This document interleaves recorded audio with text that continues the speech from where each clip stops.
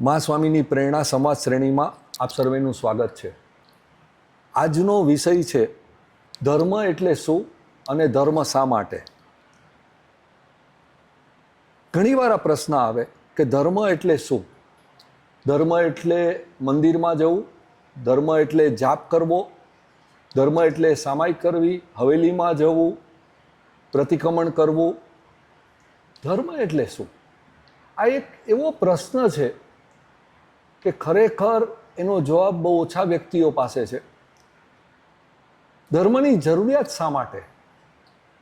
અને આપણા મહર્ષિઓ, આપણા સંતો, આપણા તીર્થંકરોને ધર્મને ઇન્ટ્રોડ્યુસ કરવાની જરૂરત શું કરવા પડી? ધર્મની ઉત્પત્તિ કેવી રીતે થઈ?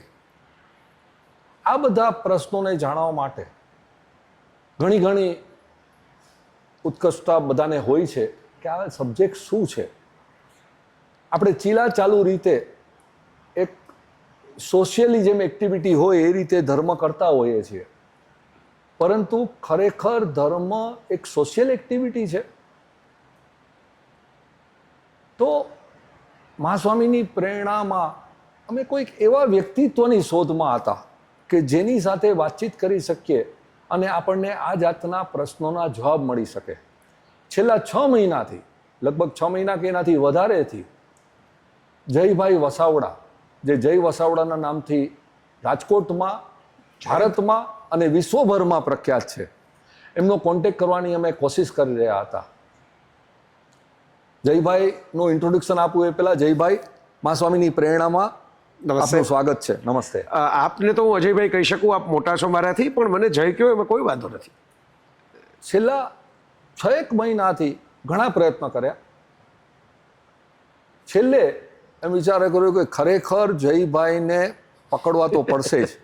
અને ત્યારે અમારા પરમ મિત્ર એવા જ્યોતિ અને પંકજભાઈ સાપરિયા, એણે ફક્ત 24 કલાકમાં, એના હાથમાં જાદુ છે કે 24 કલાકની અંદર જયભાઈને રાજકોટથી મુંબઈ બોલાવી લીધા. એમના સ્વભાવમાં એવી મીઠાશ છે કે પ્રેમના બંધને ખેંચાઈને આવવું પડે.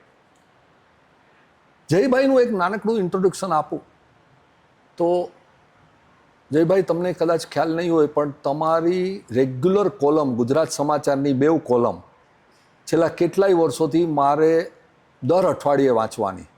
તો જયભાઈ લેખક છે, જયભાઈ વક્તા છે, જયભાઈને કેટલીક વાર અમુક વ્યક્તિઓ કટાક્ષ લેખક પણ કહે છે. અને મારી ભાષામાં કહું ને તો એક ક્રાંતિકારક વિચારક છો. આપ મોટિવેશનલ સ્પીકર તો પણ છો, પણ ક્રાંતિકારક વિચારક છો, જેને કારણે સમાજને જે ક્રાંતિકારક જે વિચારોની આજે જરૂર છે એ મળી શકે. સમાજને ખરેખર આ જાતના ક્રાંતિકારી વિચારોની જરૂર છે. તમારા વિશે જયભાઈ હું ઘણું બધું કહી શકું છું કે ગુજરાતી સમાજમાં તમારા ચાહકો કેટલા છે હું જાણું છું.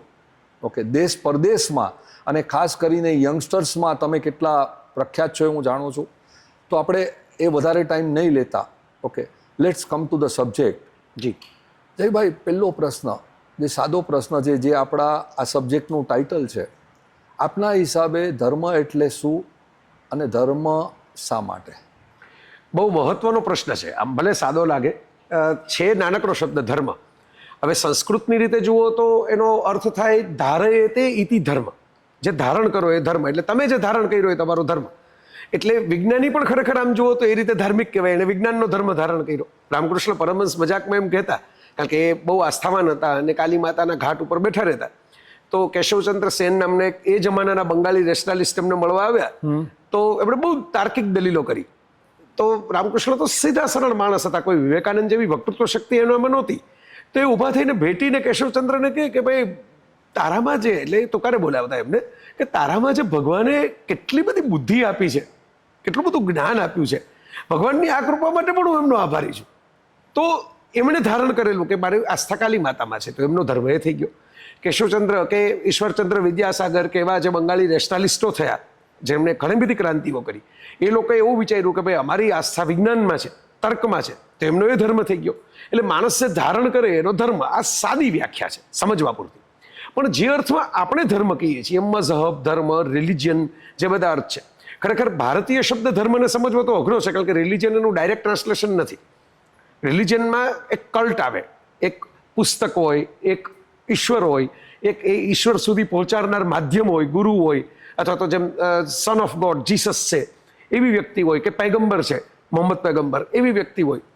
આપણો જે ભારતીય ધર્મ છે એ એવા વાતમાં નથી માનતો, કારણ કે એમ માને છે કે દરેક માણસ જ ઈશ્વર છે, પરમાત્માનો અંશ છે.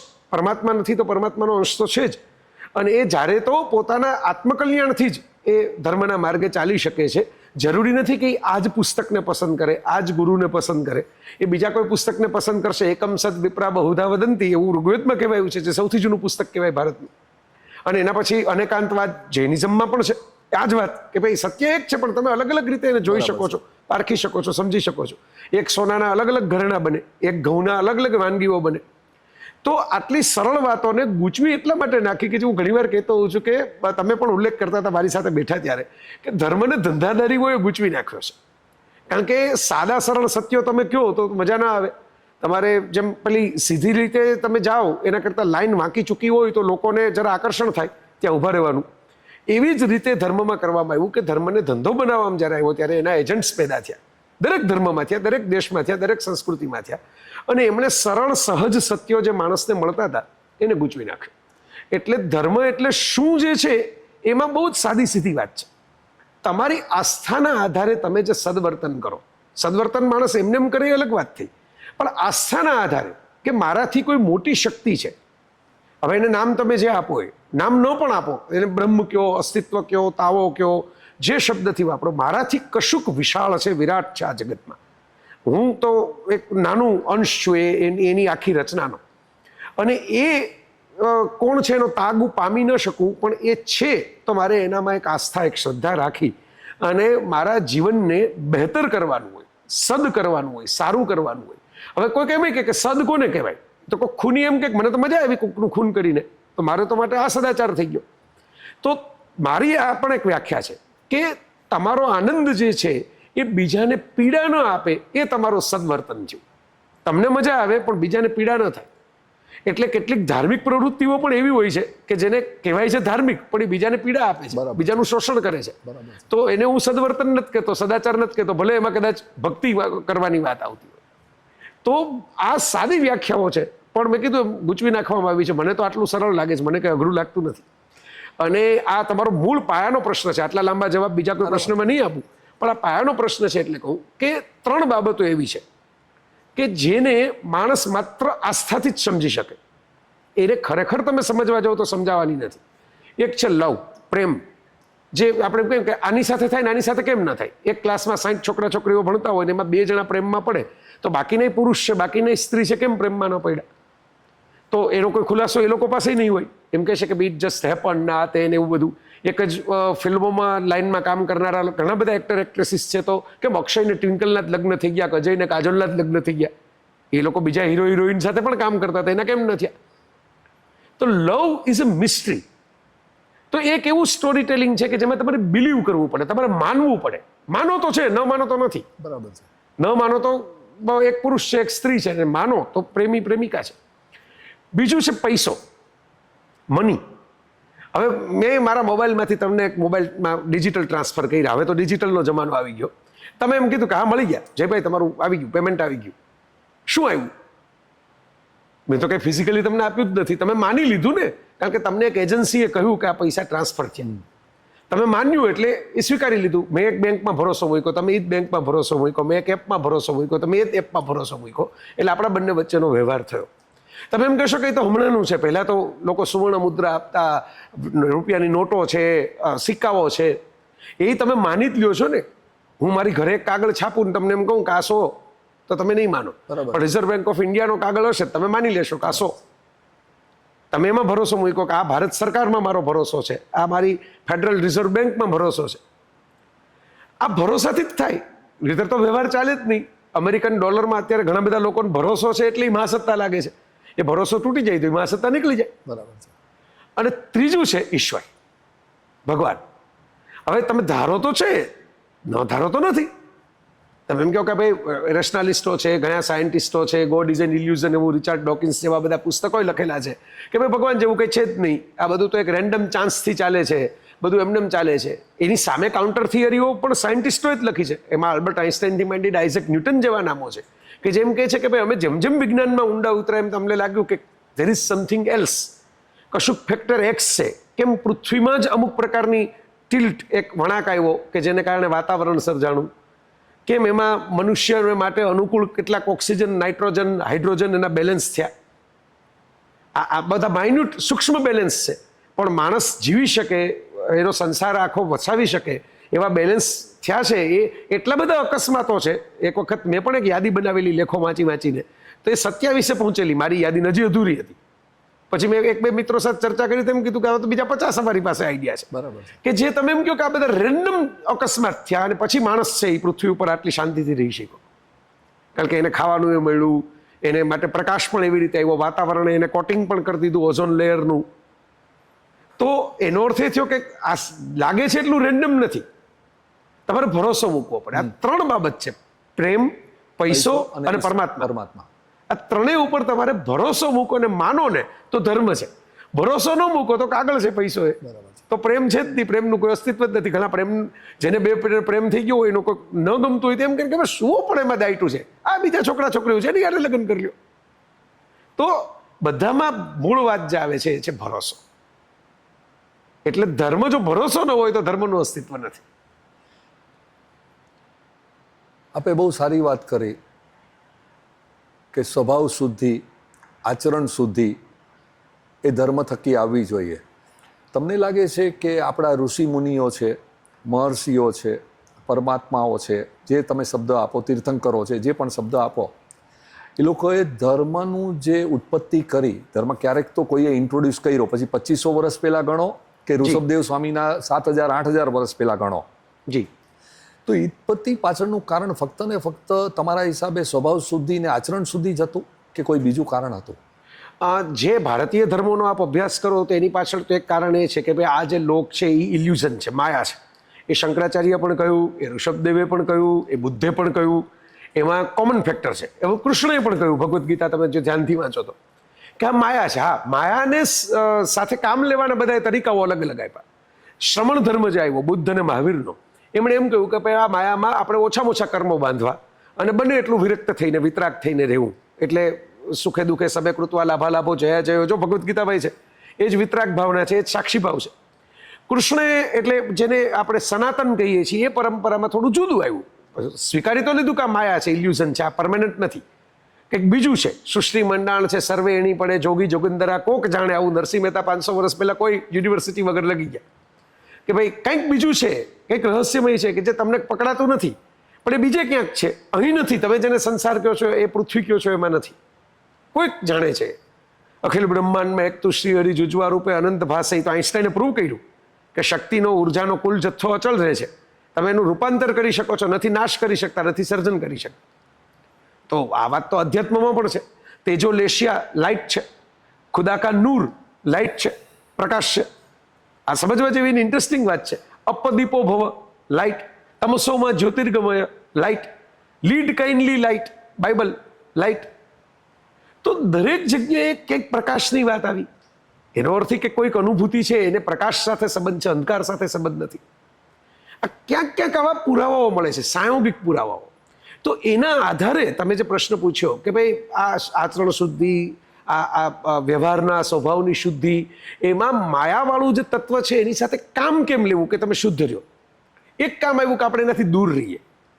એટલે શ્રમણ સંસ્કૃતિ જ આવી બુદ્ધ અને મહાવીરની, જેનેથી જ શ્રમણ સંસ્કૃતિ ઓળખાય. બંને વિહારની કોન્સેપ્ટ આપ્યો, બંને સંસાર ત્યાગ, આહાર વિહારના નિયમો બંનેના અલગ અલગ હતા. બંને આમ જુઓ તો રાજપુત્રો, બંને રાજપુત્રો હોવા છતાં બહુ જ પ્રેમથી સંસાર છોડ્યો. અને હું હસતા હસતા કહેતો છું ધરાઈને છોડ્યો. મોટાભાગના અધૂરા છોડી દે છે. આ એવા લોકોએ છોડ્યો કે જે લોકો ધરાઈ ગયા હતા કે અમે જોઈ લીધું, હવે યુદ્ધ શું છે એ જોયું, અમે મહેલ શું છે એ જોયું, અમે જીવન શું છે, પ્રેમ શું છે, પત્ની શું છે, બધું જોયું. પણ અમને એના કરતાં વિશેષ કંઈક બીજે રસ પડે છે, એટલે અમે હવે હાથ જોડીને નીકળી ગયા. જ્યારે અત્યારે ઊંધું છે. અત્યારે લોકોએ કંઈ જોયું નથી, અનુભવ્યું નથી. એ કોઈ બુદ્ધ અને મહાવીર નથી.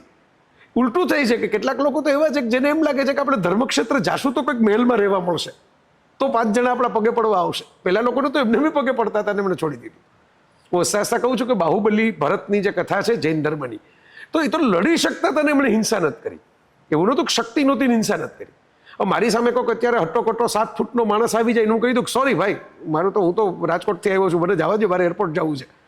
તો એ કંઈ અહિંસાનું આચરણ નથી, એ કોઈ ક્ષમાપના પણ નથી, એ તો છટકબારી છે મારી. ડર છે, છેતરપિંડી છે. એટલે આ બધા આચરણ શુદ્ધિ, આને હું આચરણ શુદ્ધિ ન કહું, એમ કહું કે મેં તો જૈન ધર્મના ક્ષમાના સિદ્ધાંતોમાં માનું છું, એટલે મેં તો જો એને માફ કર્યો. મેં માફ નથી કર્યો, મેં તો રસ્તો કાઢ્યો મારો છટકવાનો. પણ તમે જે આ પ્રકાશની વાત કરી, અપો દીવો ભવ, કે જે પણ પ્રકાશની વાત કરી, એને હું ઊંધી રીતે લઉં છું કે પ્રકાશ એટલે સાચી સમજણ શક્તિ, જેને તમે વિવેક દ્રષ્ટિ પણ કહી શકો. જી, પ્રકાશ એટલે કે સાચી સમજણ શક્તિ કોઈ વ્યક્તિમાં આવી જાય, વિવેક દ્રષ્ટિ આવી જાય, જેને બુદ્ધ ભગવાન પ્રજ્ઞા કહે છે. જી, આ સેમ જ છે ને? સેમ જ છે, બરાબર સેમ જ છે ને? બરાબર છે. તો આમાંથી એક પ્રશ્ન આવે છે કે ખરેખર આપણે ખાલી હાથે આવ્યા છીએ, જી, ખાલી હાથે જવાનો છે. જી, આ એક આપણી જર્ની છે. 60 વર્ષની ગણો, 80 વર્ષની ગણો, આપણે બધા 10 દિવસની જર્ની તો કરીએ છીએ. તમે અત્યારે રાજકોટથી મુંબઈ આવ્યા, જી, 1 દિવસની જર્ની છે તમારી. જી. તો એ જર્નીની અંદર આપણે ઇન્વોલ્વ નથી થઈ જતા. તમે પ્લેનમાં બેઠા, આટલા કોસ્ટલી પ્લેનમાં બેઠા, પણ જેવું તમારું મુંબઈનું એરપોર્ટ આવ્યું એટલે તમે એ સીટ છોડીને ઊભા થઈ ગયા. ભલે તમારી બિઝનેસ ક્લાસની હોય, ટિકિટ ફર્સ્ટ ક્લાસની હોય, તમે ઊભા થઈ ગયા. પણ જીવનની જે જર્ની છે ને, એમાં આપણે જે રાગ અને દ્વેષ કહીએ છીએ, આપણે બધું પકડીને બેસી જઈએ છીએ. જી, ઓકે. તો એ જીવન શું છે? એ જીવનનો હેતુ શું છે? What is the purpose of this life? કે જે આપ જો સમજાવી શકો, કે જેને કારણે આપણને ખ્યાલ આવે. અજયભાઈ, આ ધર્મનો હેતુ છે ને, મોટા ભાગે આપણે ત્યાં ભારતમાં તો જે મહાત્માઓ થયા એમણે નિર્વાણ, મોક્ષ એવો આપ્યો. એ ધર્મનો હેતુ ખરો. આપ માનો છો મોક્ષ એટલે કોઈ જુદી જગ્યા છે? ના, મને તો બહુ બોરિંગ લાગે. મેં એકવાર પ્રિય મોરારી બાપુને એવું કહ્યું, અને બાપુ રાજી પણ થયા. પછી બાપુએ એમની કથામાં પણ એક ઉલ્લેખ જુદી રીતે કર્યો કે ભાઈ પ્રેમ હી પરમ મોક્ષ છે, એમ કરીને કે ભાઈ આપણને કોઈનો પ્રેમ મળે ને આપણે કોઈને પ્રેમ કરીએ, એમાં જે ત્યાગ ભાવના પ્રગટે એ જ મોક્ષ, સંસારમાં જીવતે જીવ થયેલો મોક્ષ. પછી શું છે એ તો કોઈ કહેવા આવતું નથી. અને હું તો મજાકમાં એમ કહેતો હોઉં છું કે જીવનમાં એટલું બધું જાણવા માણવા જેવું છે. સ્વાદ ગણો તો સ્વાદ, રંગ ગણો તો રંગ, પ્રકૃતિ ગણો તો પ્રકૃતિ. તો આ 84 લાખ ફેરા કદાચ એટલે જ કર્યા હશે કે એક ટ્રીપમાં પૂરું નહીં થાય. બીજી ટ્રીપ કરો, ત્રીજી ટ્રીપ કરો, ચોથી ટ્રીપ કરો. તમારા ફેસ પર જે સ્માઇલ છે ને, જી, એ દેખાય છે કે તમે છે ને જે બોલો છો એ આચરણમાં મૂકેલું છે. જી, બિલકુલ. અને you are enjoying your every moment. Absolutely. હું એવું માનું છું કે તમે જેટલા સહજ રહ્યો ને, તમે કોને છેતરો છો? તમે એક બાજુ એમ કહો છો પરમાત્મા મારી અંદર છે. હવે ધારો કે હું એમ કહું કે આજે મારે ધર્મ ઉપર વાત કરવાની છે, હું કેસરી રંગનો કુર્તો પહેરીને જાઉં એટલે લોકોને એમ લાગે કે ભાઈ આ ભાઈ તો ધર્મ ઉપર બોલવાનું લાયક છે. અને હું ડિઝનીલેન્ડમાંથી લીધેલું ટી શર્ટ પહેરીને ન જાઉં જેમાં ડિઝની પ્રિન્સેસના ફોટા હોય. ખરેખર તો આ ફિલ્મોમાં પણ ઘણો બધો ધર્મ છે, જેને મોરલ વેલ્યુઝ કહેવાય. ડિઝનીની બધી જ ફિલ્મો મને મળી છે. બરાબર છે. જેટલી વખત હું જોઉં એમાં તો કોઈક મોરલ વેલ્યુનું જ્ઞાન મળે કે ભાઈ આવું આચરણ કરાય, આમ વાત કરાય, આવી રીતે કોઈ બે બહેનો કેમ જીવે, બે પ્રેમિકાઓ કેમ જીવે, મા બાપ અને સંતાનો કેમ જીવે, બાળક કેવી રીતે વિસ્મય રાખે. તો એ શું કામ એવો દંભ કરું? હું જે છું એ છુપાવું શું કામ? છુપાવું એટલે તમે તમારી અંદર બેઠેલા પરમાત્માને જ મૂર્ખ બનાવો છો, જે મૂર્ખ બનાવી શકવાનું નથી. મોકો કહા ઢૂંઢે રે બંદે, મો તો તેરે પાસ રે, નાહી મસ્જિદ નાહી મંદિર નાહી કાબા કૈલાસ રે. આવું કબીરજી કહી ગયા. ગાલિબે કહ્યું જાહિદ મસ્જિદ में बैठकर शराब पीने दे वरना जगह ऐसी बता दे जहां खुदा ना हो. હવે વાત શરાબની નથી, વાત એ છે કે ભાઈ તમે એવી કઈ જગ્યા ગો, તમે એમ કહો કોઈ જોવે નહીં એવી જગ્યાએ જઈને આપ પી આવું, પણ કોઈ ન જોવે ત્યાં તમને ઈશ્વર તો જોવે જ છે. જો તમે ઈશ્વરમાં માનો છો તો તમારે તો માનવું પડે. એટલે મને બહુ આમ રમૂજી લાગે કોઈ કેમ કે આ દિવસોમાં હું આ નથી ખાતો, એટલે બાકીના દિવસોમાં તમે ઈશ્વરને મૂર્ખ બનાવો છો એ ખાઈને. ખાલી આ દિવસોમાં જ નથી ખાવું એવું એ તપ હશે, માનસિક રીતે તમને બળ આપતું હશે એની નાની, પણ એને ધર્મના પુણ્ય સાથે બહુ લેવા દેવા હોય ને એવું હું નથી માનતો. તમે પૂછ્યું કે જીવનનો હેતુ શું છે, તો એમ જ માનું છું કે જીવનનો હેતુ આનંદ છે. યદેશ આકાશે આનંદો ન સ્યાત કો હેવાનમાં પ્રાણ્યાત, એવું એક ઉપનિષદ વાક્ય છે. સચ્ચિદાનંદ. સચ્ચિદાનંદ. પણ આનંદનું મેં તમને વ્યાખ્યા પહેલા જ કહી દીધી કે મારો આનંદ બીજાને પીડા આપે તો એ આનંદ નથી. કારણ કે આનંદ એને જ કહેવાય કે જે આનંદ પરસ્પર આનંદ હોય. દાખલા તરીકે એક મા બાળકને ધવડાવે છે તો એ બાળક પણ રાજી થાય છે પેટ ભરીને, અને માએ રાજી થાય છે કે મારું છોકરું જો ભૂખ્યું હતું મેં એને અત્યારે પેટ ભરાયું, એ સૂઈ ગયું શાંતિથી. માને બાળક બંને પરસ્પર રાજી થયા, આ સાચો આનંદ.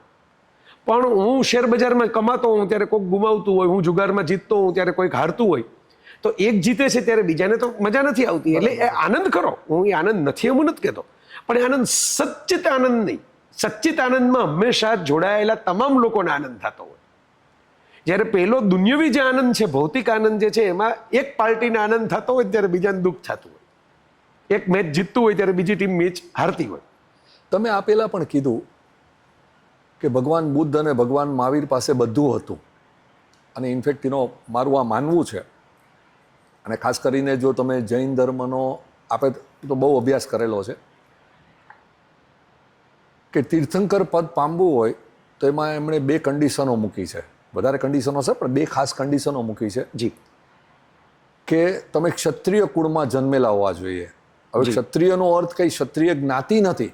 જી. પણ તમારામાં આત્મબળ એવું હોવું જોઈએ, તમે ક્રાંતિકારો વિચાર હોવા જોઈએ. જે મને તમારા માટે આકર્ષણ શું કરા થયું ખબર છે કે તમારી પાસે ક્રાંતિકારી વિચારો છે. જી. પછી તમે કહો કે ભાઈ હું ક્ષત્રિય કુળમાં નથી જન્મેલો, એ બહુ મહત્વનું નથી. જી. અને સેકન્ડ થિંગ, તમે રાજાનો વૈભવ જોયો હોવો જોઈએ. તો જ તમે જે કીધું ને કે તો જ તમે છોડો તો એનું મહત્વ છે. બાકી તો ગરીબ માણસ એમ કહે કે ભાઈ મેં બધું છોડી દીધું, તો એનું કોઈ મહત્વ નથી. પણ આમાંથી એક બહુ મહત્વનો પ્રશ્ન આવે છે કે ધર્મ સાધન છે કે ધર્મ સાધ્ય છે? ધર્મ મનુષ્ય માટે છે કે મનુષ્ય ધર્મ માટે છે? આ પ્રશ્ન બહુ વર્ષો જૂનો છે, સદીઓ જૂનો છે એમ આપણે કહી શકીએ. ધર્મ મનુષ્ય માટે છે એનું મુખ્ય કારણ હું એમ માનું છું કે ધર્મ એક આચાર સંહિતા છે, કોડ ઓફ કન્ડક્ટ. દરેક ધર્મોએ આપી. કોઈએ ખોરાકની આપી, કોઈએ વિહારની આપી, કોઈએ વસ્ત્રની આપી, કોઈએ રાજનીતિની આપી. દરેક ધર્મોમાં મોર ઓર લેસ, કોઈમાં ઓછું છે, કોઈમાં વધારે છે. મેં ઇસ્લામનો અભ્યાસ કર્યો તો ખ્યાલ આવ્યો કે એમાં કોડ ઓફ કન્ડક્ટની માત્રા બહુ વધારે છે, એમાં ફિલોસોફી ઓછી છે.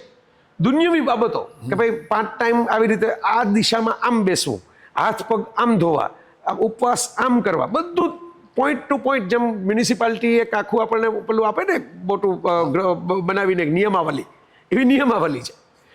આપણા કેટલાક અમુક જે ધર્મો છે એમાં કેવળ ફિલોસોફી છે. દાખલા તરીકે જૈન ધર્મ છે તત્વદર્શન ઉપર વધારે જાય છે. એમાં નિયમો અને આચરણના આધારો છે, પણ તત્વદર્શન એ બહુ ઊંડું છે. હવે મહાવીરને આપણે યાદ કર્યા, તીર્થંકરની આપણે વ્યાખ્યા કરી. મને એક આગમ ગ્રંથોમાં મેં વાંચેલું, ભૂલ હશે મારી કદાચ, પણ મેં રજનીશના સાઇટેશનમાં પણ જોયું. એટલે ઓશો રજનીશ તો પોતે જન્મે જૈન હતા, એટલે સાવ ખોટું તો અનુવાદ ન કરતા હોય. સિઝ્ઝતી એ ચરિય ભટ્ટા અને સિઝ્ઝતી. હવે આ બહુ લાગે અટપટું વાક્ય, પણ એમાં બહુ સૂક્ષ્મ અર્થ મેં પકડી લીધો કે તમારી જે ચારિત્રની શુદ્ધિ હોય એને કારણે તમારામાં બાકીની જે ધર્મની શુદ્ધિ હોય એ આવી જાય છે. પણ ધર્મની બધી શુદ્ધિ હોવાથી ચારિત્રની શુદ્ધિ આવતી નથી. હવે આ તમને લાગે આ તો કંઈક ફિલ્મી ડાયલોગ જેવું લાગે, કાંઈ સમજાણું નહીં. આ સાચું છે, આ સાચું છે. કારણ કે તમે જો અંતિમ ચરણ જોવા જાઓ, જી, ભગવાન મહાવીરનો જે મૂળ સંદેશો છે, ભલે આપણે એમ કહીએ કે આ કાળની અંદર તમે તીર્થંકર પદ પહોંચી શકો કે ન પહોંચી શકો, આ બધી મારા હિસાબે વાહિયાત વાતો છે. બરાબર છે. અને એક પ્રકારે શું છે આમાં સાહેબ, એવું છે કે તમે હમણાં બોલ્યા બિઝનેસ ક્લાસમાં તમે આવ્યા કે ઓર્ડિનરી ક્લાસમાં આવ્યા. હવે અત્યારે આપણી ડોમેસ્ટિક ફ્લાઇટ તો એવી હોય છે કે જેમાં બિઝનેસ ક્લાસમાં કંઈક બહુ ખાસ સ્પેશિયલ હોતું જ નથી. બરાબર છે. ખાલી પગ તમારા લાંબા રહે એટલી જ સીટ હોય છે. સીટ તો એવી ને એવી જ હોય છે, પણ આગળ બેસવા મળે તમને. મારા અહંકારને પુષ્ટિ આપે. અહંકારને પુષ્ટિ આપે. તમે બરાબર પકડી મારા અહંકારને પુષ્ટિ આપે છે. એટલે પણ ખરેખર જો તમે જોવા જાઓ તો ભગવાન મહાવીરનો જે અંતિમ ચરણ છે એ બહુ સિમ્પલ છે કે તમારે જો કેવળ જ્ઞાન, એટલે ફક્ત ને ફક્ત તમારી પાસે જ્ઞાન રહી જાય, જુઓ જાણો પણ ભળો નહીં, ફક્ત ને ફક્ત તમારી પાસે જ્ઞાન રહી જાય, એ જો લેવલ પર પહોંચવું હોય તો તમે રાગ અને દ્વેષ બંનેથી દૂર થઈ જાઓ એટલે તમે એ કેવળ જ્ઞાન પર પહોંચી ગયા. બરાબર છે. અને રાગ અને દ્વેષના લેવલ પર પહોંચવું એટલે તમે 4 કસાઈને દૂર કરો, ક્રોધ, અભિમાન, માયા, પ્રપંચ અને લોભ, તો તમે ત્યાં પહોંચી ગયા. રાઈટ. પછી એમાં આ કાળમાં તમે પહોંચી શકો અને આ કાળમાં ન પહોંચી શકો, એ બધી વાતોને બાજુમાં મૂકી દો. જી. તો ખરેખર દરેક ધર્મ જે છે એમાં જો આપણે સ્વભાવ શુદ્ધિ, વિચાર શુદ્ધિ, વાણી શુદ્ધિ અને કર્મ શુદ્ધિ, આચરણ શુદ્ધિ, એ લેવલમાં પહોંચીએ જયભાઈ, જી, ઓકે, અને ખરેખર એની જ પ્રેક્ટિસ કરતા જઈએ, એની પ્રત્યે જે આપણે અપોદીવો ભાવ કીધું કે એની પ્રત્યે સજાગતા રાખો, એની પ્રત્યે જાગૃતતા રાખો, એની પ્રત્યે અવેરનેસ રાખો, જી, તો તમને લાગે છે કે એ મનુષ્ય સંપૂર્ણ ધર્મમય થઈ જાય ખરો? મનુષ્ય વધારે સારો થઈ જાય એવું કહું. ધર્મમયમાં એવું છે જે ગાંધીવાદીઓ સાથે થયું. ગાંધીજીએ આ તમે કહો છો એ બધી જ શુદ્ધિ રાખવાનો પ્રયત્ન બહુ પ્રામાણિક કર્યો, જાહેર કર્યો, એમાં વિવાદાસ્પદ પણ થયા. લોકોએ એમની મજાક પણ ઉડાડી, લોકોએ થોડેક ગાળો પણ દીધી કે આ તો જો તો કેવા કેવા પ્રયોગો કરે છે. એમણે એમ પ્રયોગો કર્યો કે મારું બ્રહ્મચર્ય શુદ્ધ છે કે નહીં. એમણે એ પણ પ્રયોગ કર્યો કે ભાઈ હું જ્યારે બીજાને કહું કે તમારે આવા કપડાં પહેરો તો હું જ હાથે કાતેલા કપડાં પહેરું, હું બીજાને કહું તો હું જ મારા સ્વાદ છોડી દઉં. એટલે એમણે કર્મ શુદ્ધિનો પણ પ્રયત્ન કર્યો, વાણી શુદ્ધિનો પ્રયત્ન કર્યો કે મારા મનમાં જે હોય હું સ્પષ્ટ બોલું, લોકોને જે લાગવું હોય એ લાગે. લોકોને એમ લાગે કે આ ડોસો તો ગાંડો છે, ડોસો મૂર્ખ છે, પણ ભલે તોય હું લખીને કહીશ, હું બોલીને કહીશ કે ભાઈ મારા મનમાં તો આવો વિચાર આવે છે. તો એમણે બધા પ્રયોગો કર્યા. હવે એમની તો યાત્રા હતી, ખોજ હતી, એ જેન્યુઇન ખોજી હતા. યાત્રા અટકી ગઈ કેવા અને પોલિટિકલ સંજોગો શું છે એ પછીની વાત છે, પણ એક સાધુજનની યાત્રા હતી કે હું આ રીતે જીવવાનો પ્રયત્ન કરીશ. હવે થાય છે કેવું કે બાકીના ગાંધીવાદીઓએ શું કર્યું કે ખાદી કોપી કરી લીધી, ઉપવાસ કોપી કરી લીધા. મેં એવા લોકોએ જોયા છે કે અમે ગાડી ન રાખીએ. શું કામ? તો કે ભાઈ ગાડી રાખવી તો વૈભવ કહેવાય. ગાંધીજી તો સાદા જીવનનું સર્વોદયનું કહી ગયા છે. પણ તમારી ગાડીમાં અમે તમને લઈ જાજો, અમારે આ જવું છે તો જય ભાઈ તમે કાર છે ને તમે મને તેડી જાજો. તો મારી કારમાં બેસવામાં તમને ગાંધીજી યાદ નથી આવતા, પણ તમારી કાર રાખવામાં તમને ગાંધીજી યાદ આવતા હોય તો આ તો નિયમોનું ખાલી કોપી પેસ્ટ છે. પણ જયભાઈ એ તો બને જ છે ને કે જૈનો ઉકાળેલું પાણી પીવે છે અને તમને કહે કે તમે ઉકાળીને તમે ઠરી કરીને આપજો ને અમે લોકો એ સાધુ સંતો એને ગોચરીમાં વોરી લઈને જશું. તો ઇટ્સ સેમ થિંગ. મેં તો બહુ નજર સામે જોયું છે કે વિદ્વાન ભગવંતો, એવું નહીં કે ભાઈ વિદ્વાન નથી અથવા તો એમની પાસે કોઈ ક્ષમતા શક્તિ નથી, લોકો ઉપર જાદુ કરી શકે એવા. હવે બાજુમાં કોઈ આઈપેડ લઈને બેઠું હોય મારા જેવું, એ એમને કહે કે ભાઈ આમાં એક સંદેશ આવ્યો છે, આ લખાયેલું છે, આ બોલાયેલું છે, એ સંભળાવવામાં આવે, બતાવવામાં આવે. એટલે ઉપયોગ તો થઈ ગયો. વિજાણુ ઉપકરણ જેને કહેવાય, ઇલેક્ટ્રોનિક સાધનનો ઉપયોગ તો થયો જ. એમાંથી તો આ બધા જે પોસ્ટકાર્ડ કે બધું કંકોત્રિક છપાય એ પણ છપાતું હોય, આમંત્રણના કાર્ડ. હવે તો બધું છે પણ વિડીયો ઉપર, વિડીયો પણ આવે છે, ઘણા લોકોનો વિડીયો બને પણ છે. પણ હું હાથમાં ન લઉં, હું મોબાઈલને અડું નહીં, બરાબર? એટલે આપણે અડ્યા નહીં. આ ઘણા પેલા કે હું લક્ષ્મીને હાથ નથી અડાડતો એમ, પણ બાજુમાં જ કોઈક ઊભું હોય જે આખી ટોપલી લઈને ઊભું હોય, થેલો લઈને ઊભું હોય કે હું અડાડું છું, તમે જે એમને આપવાનું હોય મને આપો એટલે એમને પહોંચી જશે. બરાબર છે. મેં તો એકવાર મારા લેખમાં એવું લખેલું અજયભાઈ, ઘણા લોકોને નહોતું ગમ્યું હા, કે ભારતમાં હશે, હું એમ નથી કહેતો કે સાવ નહીં હોય, પણ એવા મને ધર્મસ્થાનો બતાવો કે જેમ લખેલું હોય કે કાળા નાણાંનું દાન એ સ્વીકારવામાં નથી આવતું. તમે કેશમાં દાન આપો તો નહીં ચાલે, માત્ર ને માત્ર ચેક કે ડિજિટલ ટ્રાન્સફર જ ચાલશે, બેંકના ચોપડે ચડેલું દાન જ ચાલશે. મુક્તિઓ મળી હોવા છતાં ટ્રસ્ટોને આવું કોઈ લખાણ લખતું હશે અપવાદો. મેં કીધું હું એમ નથી કહેતો કે કોઈ નહીં હોય, કોઈ નથી લખતું, મને તો હજી દેખાડા નથી. બરાબર છે. અને જેન્યુઅનલી આમાંથી એક પ્રશ્ન આવે છે જી કે આપણે ત્યાં ધર્મ તો વધી રહ્યો છે, જેને આપણે ક્રિયાઓ કહીએ એ રીતે ધર્મ તો વધી રહ્યો છે, કર્મકાંડી ધર્મ. હા, પરંતુ ખરેખર જેને કહો કે ધર્મમય જીવનમાં જે શુદ્ધતા આવવી જોઈએ. આપણે બરાબર કીધું કે ભાઈ તમે દેરાસર ગયા કે નહીં એના પછખાણ લ્યો. હમણાં એક વ્યક્તિએ મને કીધું, એક હસવાની વાત છે જી, કે અજયભાઈ મેં 8 દિવસના પર્યુષણમાં નક્કી કર્યું છે કે ઉપવાસ કરવા. જી. તો મારો મિત્ર બાજુમાં બેઠો હતો, તો એણે કીધું કે ભાઈ મેં છે ને એકચ્યુઅલી હું ઉપવાસ નથી કરી શકતો, એટલે મેં નક્કી કર્યું કે 8 દિવસ મારે કોઈ પણ આ ડિજિટલ મીડિયાનો યુઝ નહીં કરવો. બહુ સારી વાત છે. સારું, ઓકે. હું બાજુમાં બેઠો હતો અને ભાવતું તું ને વહી દે કીધું, એટલે મેં કીધું ઓકે હું 8 દિવસના પછખાંડ લઉં છું કે મારી વાઈફથી મારે દૂર રહેવું. ખ્યાલ આવ્યો તો સમજી ગયો, તમારી રમૂજ સમજી ગયો. આ તમારે ભાવતું તું ને વહી દે કીધું, બરાબર છે. પણ ખરેખર ધર્મ વધવા છતાં જે ધર્મનો જે સાર છે, જે ખરેખર ભગવાન મહાવીર ગણો કે ભગવાન બુદ્ધ કરો કે જે તમને કહેવા માંગતા હતા, એ તમને લાગે છે કે આપણે ક્યાંક ચૂકી ગયા છીએ? હા, બિલકુલ લાગે છે. કૃષ્ણનો સાર પણ ચૂકી ગયા છે, રામનો સાર પણ ચૂકી ગયા છે. આપણે કઈ જૈન ધર્મની વાત નથી કરતા. એટલે હું એ જ કહું છું કે બધાનો સાર, જીસસનો સાર એ ચૂકી ગયા છીએ. જો દાખલા તરીકે જીસસે ચર્ચ બનાવ્યું જ નહોતું, જીસસે ચર્ચની સ્થાપના જ નથી કરી. ચર્ચ કેવું ખ્રિસ્તી ધર્મ જ નથી બનાવ્યો. એ યહૂદી તરીકે જન્મા, યહૂદી તરીકે ગુજરી ગયા. એમણે હા યહૂદી ધર્મ ન સ્વીકાર્યો અને એની સામે ઘણા પડકારો ફેંકા, ક્રાંતિ કરી, જીવદયા પણ કરી, ઘણું પ્રેમ અને ક્ષમાનો સંદેશ આપ્યો.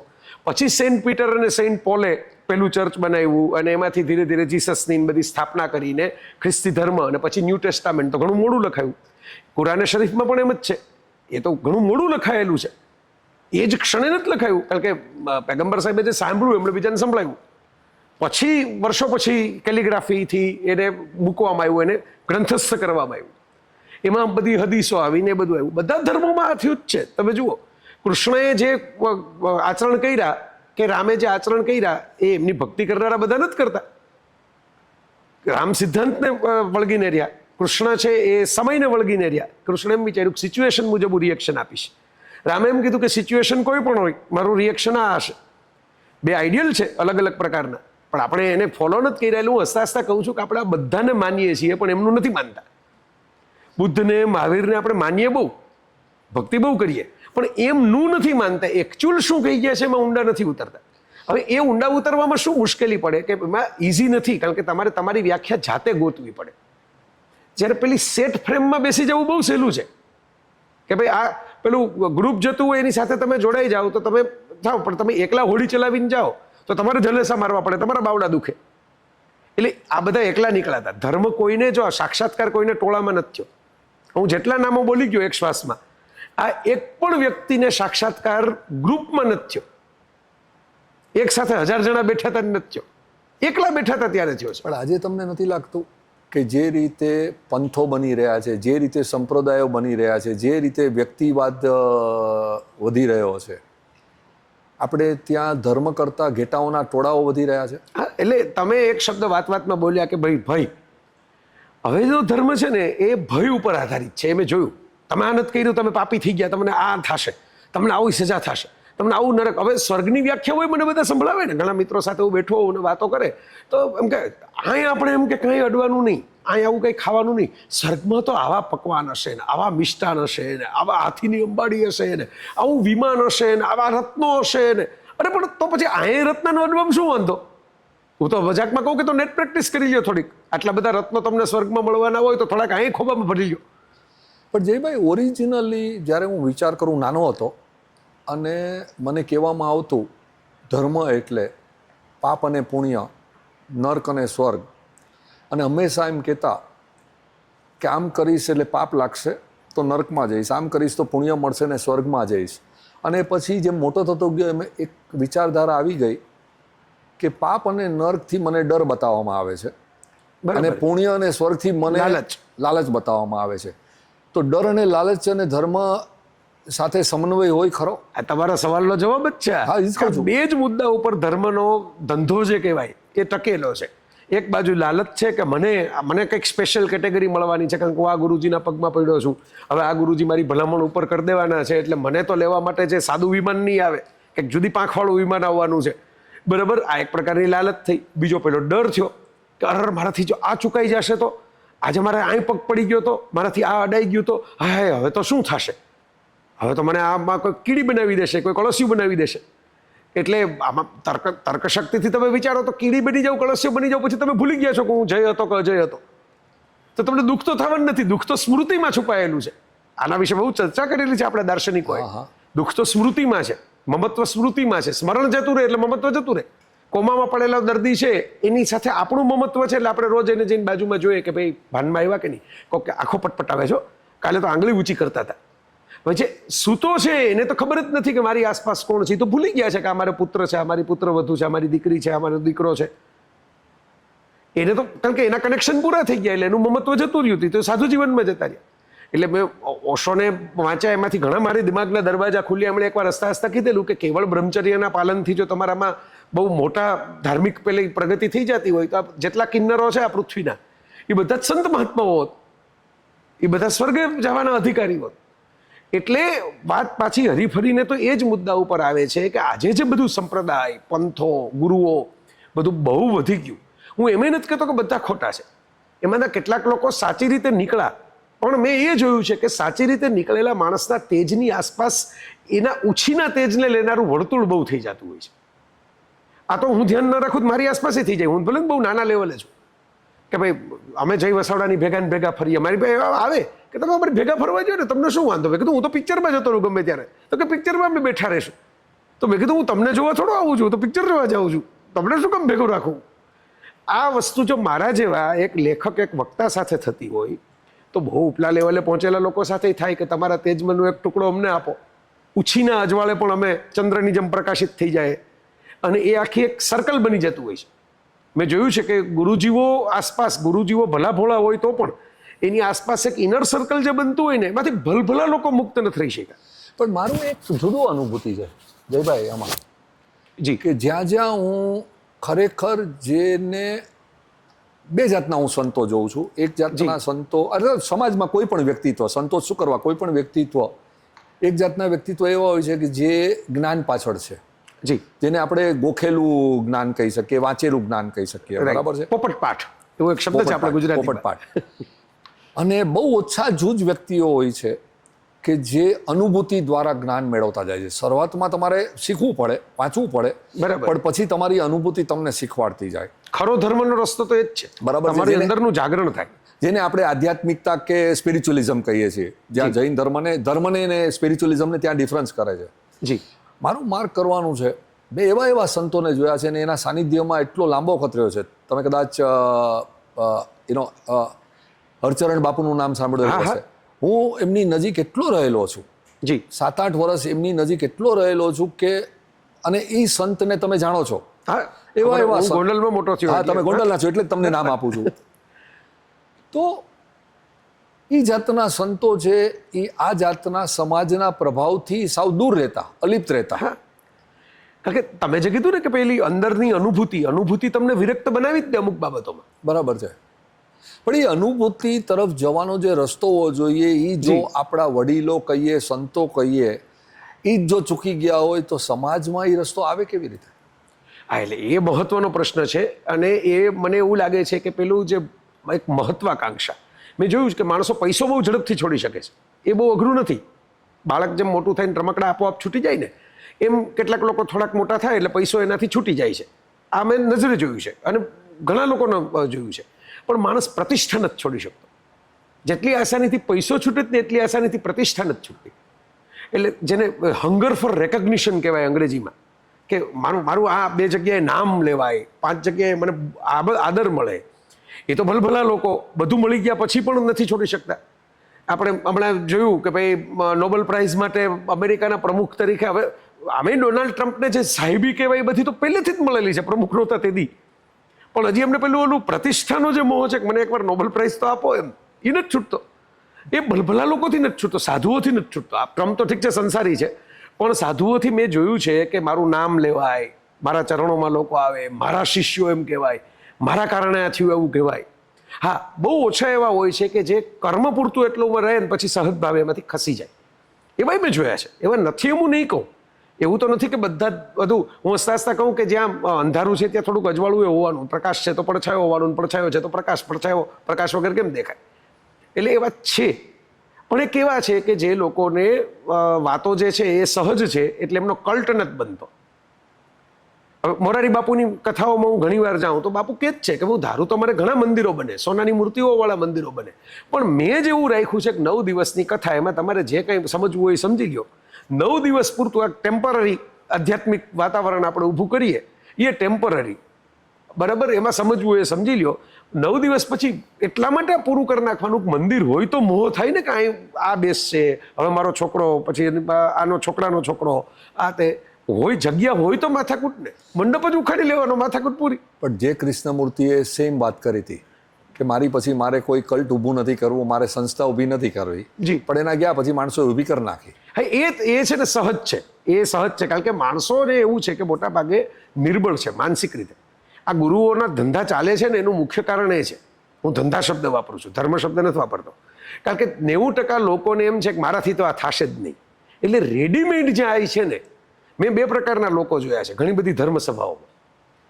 એક એવા હોય છે કે જેમને ઘણું બધું મળી ગયું છે ને પછી એમને અંદરથી બીક લાગે છે કે આપણે તો આને લાયક જ નહોતા, અને આપણી પાસે આટલો વૈભવ થઈ ગયો, આટલી સત્તા આવી ગઈ, હવે કોઈકના આશીર્વાદ નહીં હોય ને તો આ બધું જતું રહેશે. બરાબર છે. એટલે પ્રોટેક્શન તરીકે આશીર્વાદ લેવા જાય છે. બીજા એવા મેં જોયા છે કે જે લોકો એકદમ નબળા છે માનસિક રીતે, કદાચ આર્થિક રીતે ન હોય તો પણ આર્થિક રીતે છે, અને ઘણા માનસિક રીતે છે, જેને એમ થાય છે કે ભાઈ મારાથી તો આ બધું કંઈ નહીં થાય, આપણાથી તો આટલા ઉપવાસ નહીં થાય, આટલા માળા નહીં ફર્યા, નહીં, આમને તો બધું કરેલું છે, એટલે એમનો હાથ અડી જાય ને આપણી ઉપર તો આપણું બધું થઈ જાય. કુંભ મેળો એનો ક્લાસિક એક્ઝામ્પલ છે. હા છે, મેં એનો લેખ લખેલો એ વખતે. હા, એ કેમ કે આટલી બધી ધક્કામુક્કીથી તમારે આ જ નક્ષત્રમાં અહીં ડૂબકી મારવી છે, બરાબર, એ પાણી જેવું હોય એવું પણ અહીં ડૂબકી મારવી જ છે એટલે મારો મોક્ષ થઈ જાય. તો આ જે કર્મના સિદ્ધાંત આપ્યા આપણને, જે સત્કર્મની પ્રેરણા આપી, જેમ કીધું કે આનાથી દૂર રહ્યો, આ તો એવું થયું કે હું જેલમાંથી છૂટીને બહાર નીકળું ને હું ચોક્કસ મુહૂર્તે ચોક્કસ જગ્યાએ ડૂબકી મારી દઉં એટલે પછી મારા જેલવાળા કર્મો છે. ના પણ તો ત્યાં કુંભ મેળાની બહાર જે પાંડાઓ બેઠા હોય છે એને તો મોક્ષ મળવું જ જોઈએ ને. હા બરાબર છે, એ તો રોજ ડૂબકી મારે છે ત્યાં. હા, અને તો તેને પૈસા જ ન લેવા જોઈએ ને પહેલા તો. હા પણ એટલે એમને તો પૈસાનો મોહ છે, તમે ન દો એટલે ખબર પડે તમને. તમે એને ઠરાવો 1000 રૂપિયા અને પછી તમે 1000 રૂપિયાને બદલે 500 આપી જુઓ જોઈએ એટલે તરત જ એમનો ધર્મ કેટલો બધો વ્યાપ્ત છે એ તમને તરત ખ્યાલ આવશે. પણ આપે જે અહંકારની વાત કરી એમાંથી મને એ તરત યાદ આવી ગયું કે મારા મા સ્વામી જી છેલ્લે જતા મને એક નાનકડું લેસન આપીને ગયા. મને કે સાપસીડીની રમત રમેલો છો, સ્નેક્સ એન્ડ લેડર? કીધું હા રમેલો છું. તો કે 90 સુધી મારા આશીર્વાદથી હું તને પહોંચાડી દઈશ. એટલે વેરી હેપી. પણ કે 91 થી 100 સુધી જે છેલ્લી લાઈન છે ને એમાં યાદ રાખજે, એમાં ખાલી સાપ જ હોય છે, સીડી નથી હોતી. અને એ સાપ હોય છે અહંકારના અને ઉદ્ધતાઈના. આ બેથી દૂર રહેજે, નહીતર ક્યાં પડીશ મને નથી ખબર. ખરું ખરું. એટલે સદગુરુ છે એ તમારો જે તમને સદગુરુ મળ્યા, મેં કેટલાક આવા સદગુરુઓને નિકટથી જોયા. મેં નામ પણ લીધા, મોરારી બાપુ છે, 1-2 એવા સાધુઓને હું જોઉં છું કે જે જેન્યુઇન કામ કરે છે, જે પોતાની સાધુતાને કારણે જે ફંડ આવે છે એ સમજે છે કે આને કારણે જ આવે છે. આ વસ્ત્રો ઉતારી દઉં તો આ ફંડ નહીં આવે, પણ એમાંથી હોસ્પિટલ બનાવવાનું કામ કરે, એમાંથી એ કોઈ ચેરિટી કરે, કોઈ શિક્ષણની કોઈ સંસ્થા બનાવે, એવા લોકો જોયા છે. અને મેં એવા જોયા છે કે જે બિલકુલ આવું કંઈ ભગવાનમાં કે એમાં માનતા નથી, જેને ધર્મના એંગલથી કહો તો મિસફિટ જીવન જીવે છે, વિલાસી જીવન જીવે છે, ઐશ્વર્યવાળું જીવન જીવે છે. પણ એનું આચરણ તમે જુઓ તો તમને એમ લાગે કે સાધુઓ કરતા તો આ વધારે નિર્દંભ છે, વધારે નિખાલસ છે. કમસે કમ જેવા છે એવા દેખાય છે, ખોટું બોલતા નથી, ખોટું પ્રમોશન નથી કરતા, અને એ વધારે મદદ કરે છે. અને એક કિસ્સો મને આરજે દેવકીએ કહેલો કે કોઈ ડાઉન સિન્ડ્રોમના પીડાતા જે બાળકો હોય તો એના માટેનું કોઈ ક્લાસરૂમ ચલાવવાનો હતો અમદાવાદમાં, જે આ બધા આવી ચેરિટીવાળા કામ કરતા હોય એ કરવાના હતા. અને એમાં એક ડૉક્ટરે વાંધો લીધો કે અહીં આવું બધું નહીં, અહીં મારી હોસ્પિટલ છે, તમે અહીં ક્યાં આ બધું શરૂ કર્યું એમ. અને એક બુટલેગરે કેમ હતું કે ભાઈ તમારે જમીન જોઈએ છે ને આ છોકરાઓ માટે એમ. એટલે એમ કે મારી પાસે ખાલી જમીન પડી છે ને કોઈ વાળ વાંકો નહીં કરે, આ કોઈ સાહેબ આવી નહીં શકે ને કોઈ પોલીસની ગાડીએ નહીં આવે. તમારે જે છોકરાઓને ભણાવવું હોય ને બેસાડવા હોય ને સાફસૂફ કરવા હોય આ બેસીને કરો. હવે તમે કોને ધાર્મિક કહેશો? બરાબર. પેલા ડૉક્ટર છે, એને તો ખબર છે કે ભાઈ બીમારી કોને કહેવાય, અસ્વચ્છતા કોને કહેવાય, બરાબર. એમનામાં એ કરુણાનો ભાવ નહોતો કે ભાઈ આ સ્ટ્રીટ ચિલ્ડ્રન છે એના કંઈક સારું થાય. અને જે દારૂ ગાળવાનો ધંધો કરતો હતો, બરાબર, એનામાં એ કરુણાનો ભાવ ઊભો થયો કે ભાઈ આપણે તો ઠીક છે ખોટા. એને કીધું કે ભાઈ જો મારું કંઈ નામ બામ મૂકતા નહીં, હું કંઈ દાનેશ્વરી નથી, હું તો ખોટા ધંધા કરવા વાળો છું, કોઈક દી જેલમાં જઈશ, આની પહેલાં જઈ આવ્યો હતો. પણ હવે આ છોકરાઓ માટે તમે કરતા હો તો મને એમ લાગે છે કે કંઈક જીવનમાં આટલું મને કંઈક આટલો પાવર છે મારી પાસે કે જમીન છે ને અહીં કોઈ ન આવે તમને ડિસ્ટર્બ કરવા, તો એવું તમને એટલો તો ઉપયોગ કરતો. હવે એને નામ જ નથી જોતું, બરાબર, એને પૈસા નથી જોતા, પ્રતિષ્ઠા નથી જોતી, તો કોણ ધાર્મિક? આ વાત જ્યારે મેં સાંભળી ત્યારે મારા મનમાં બહુ સવાલ છે ઊંડો કે તમે કોને ઉપર આમ જ્યારે ચિત્રગુપ્તનો ચોપડો ખરેખર ખોલવાનો હોય તો એ ખોલે તો કોના નામે કયું કર્મ લખાશે?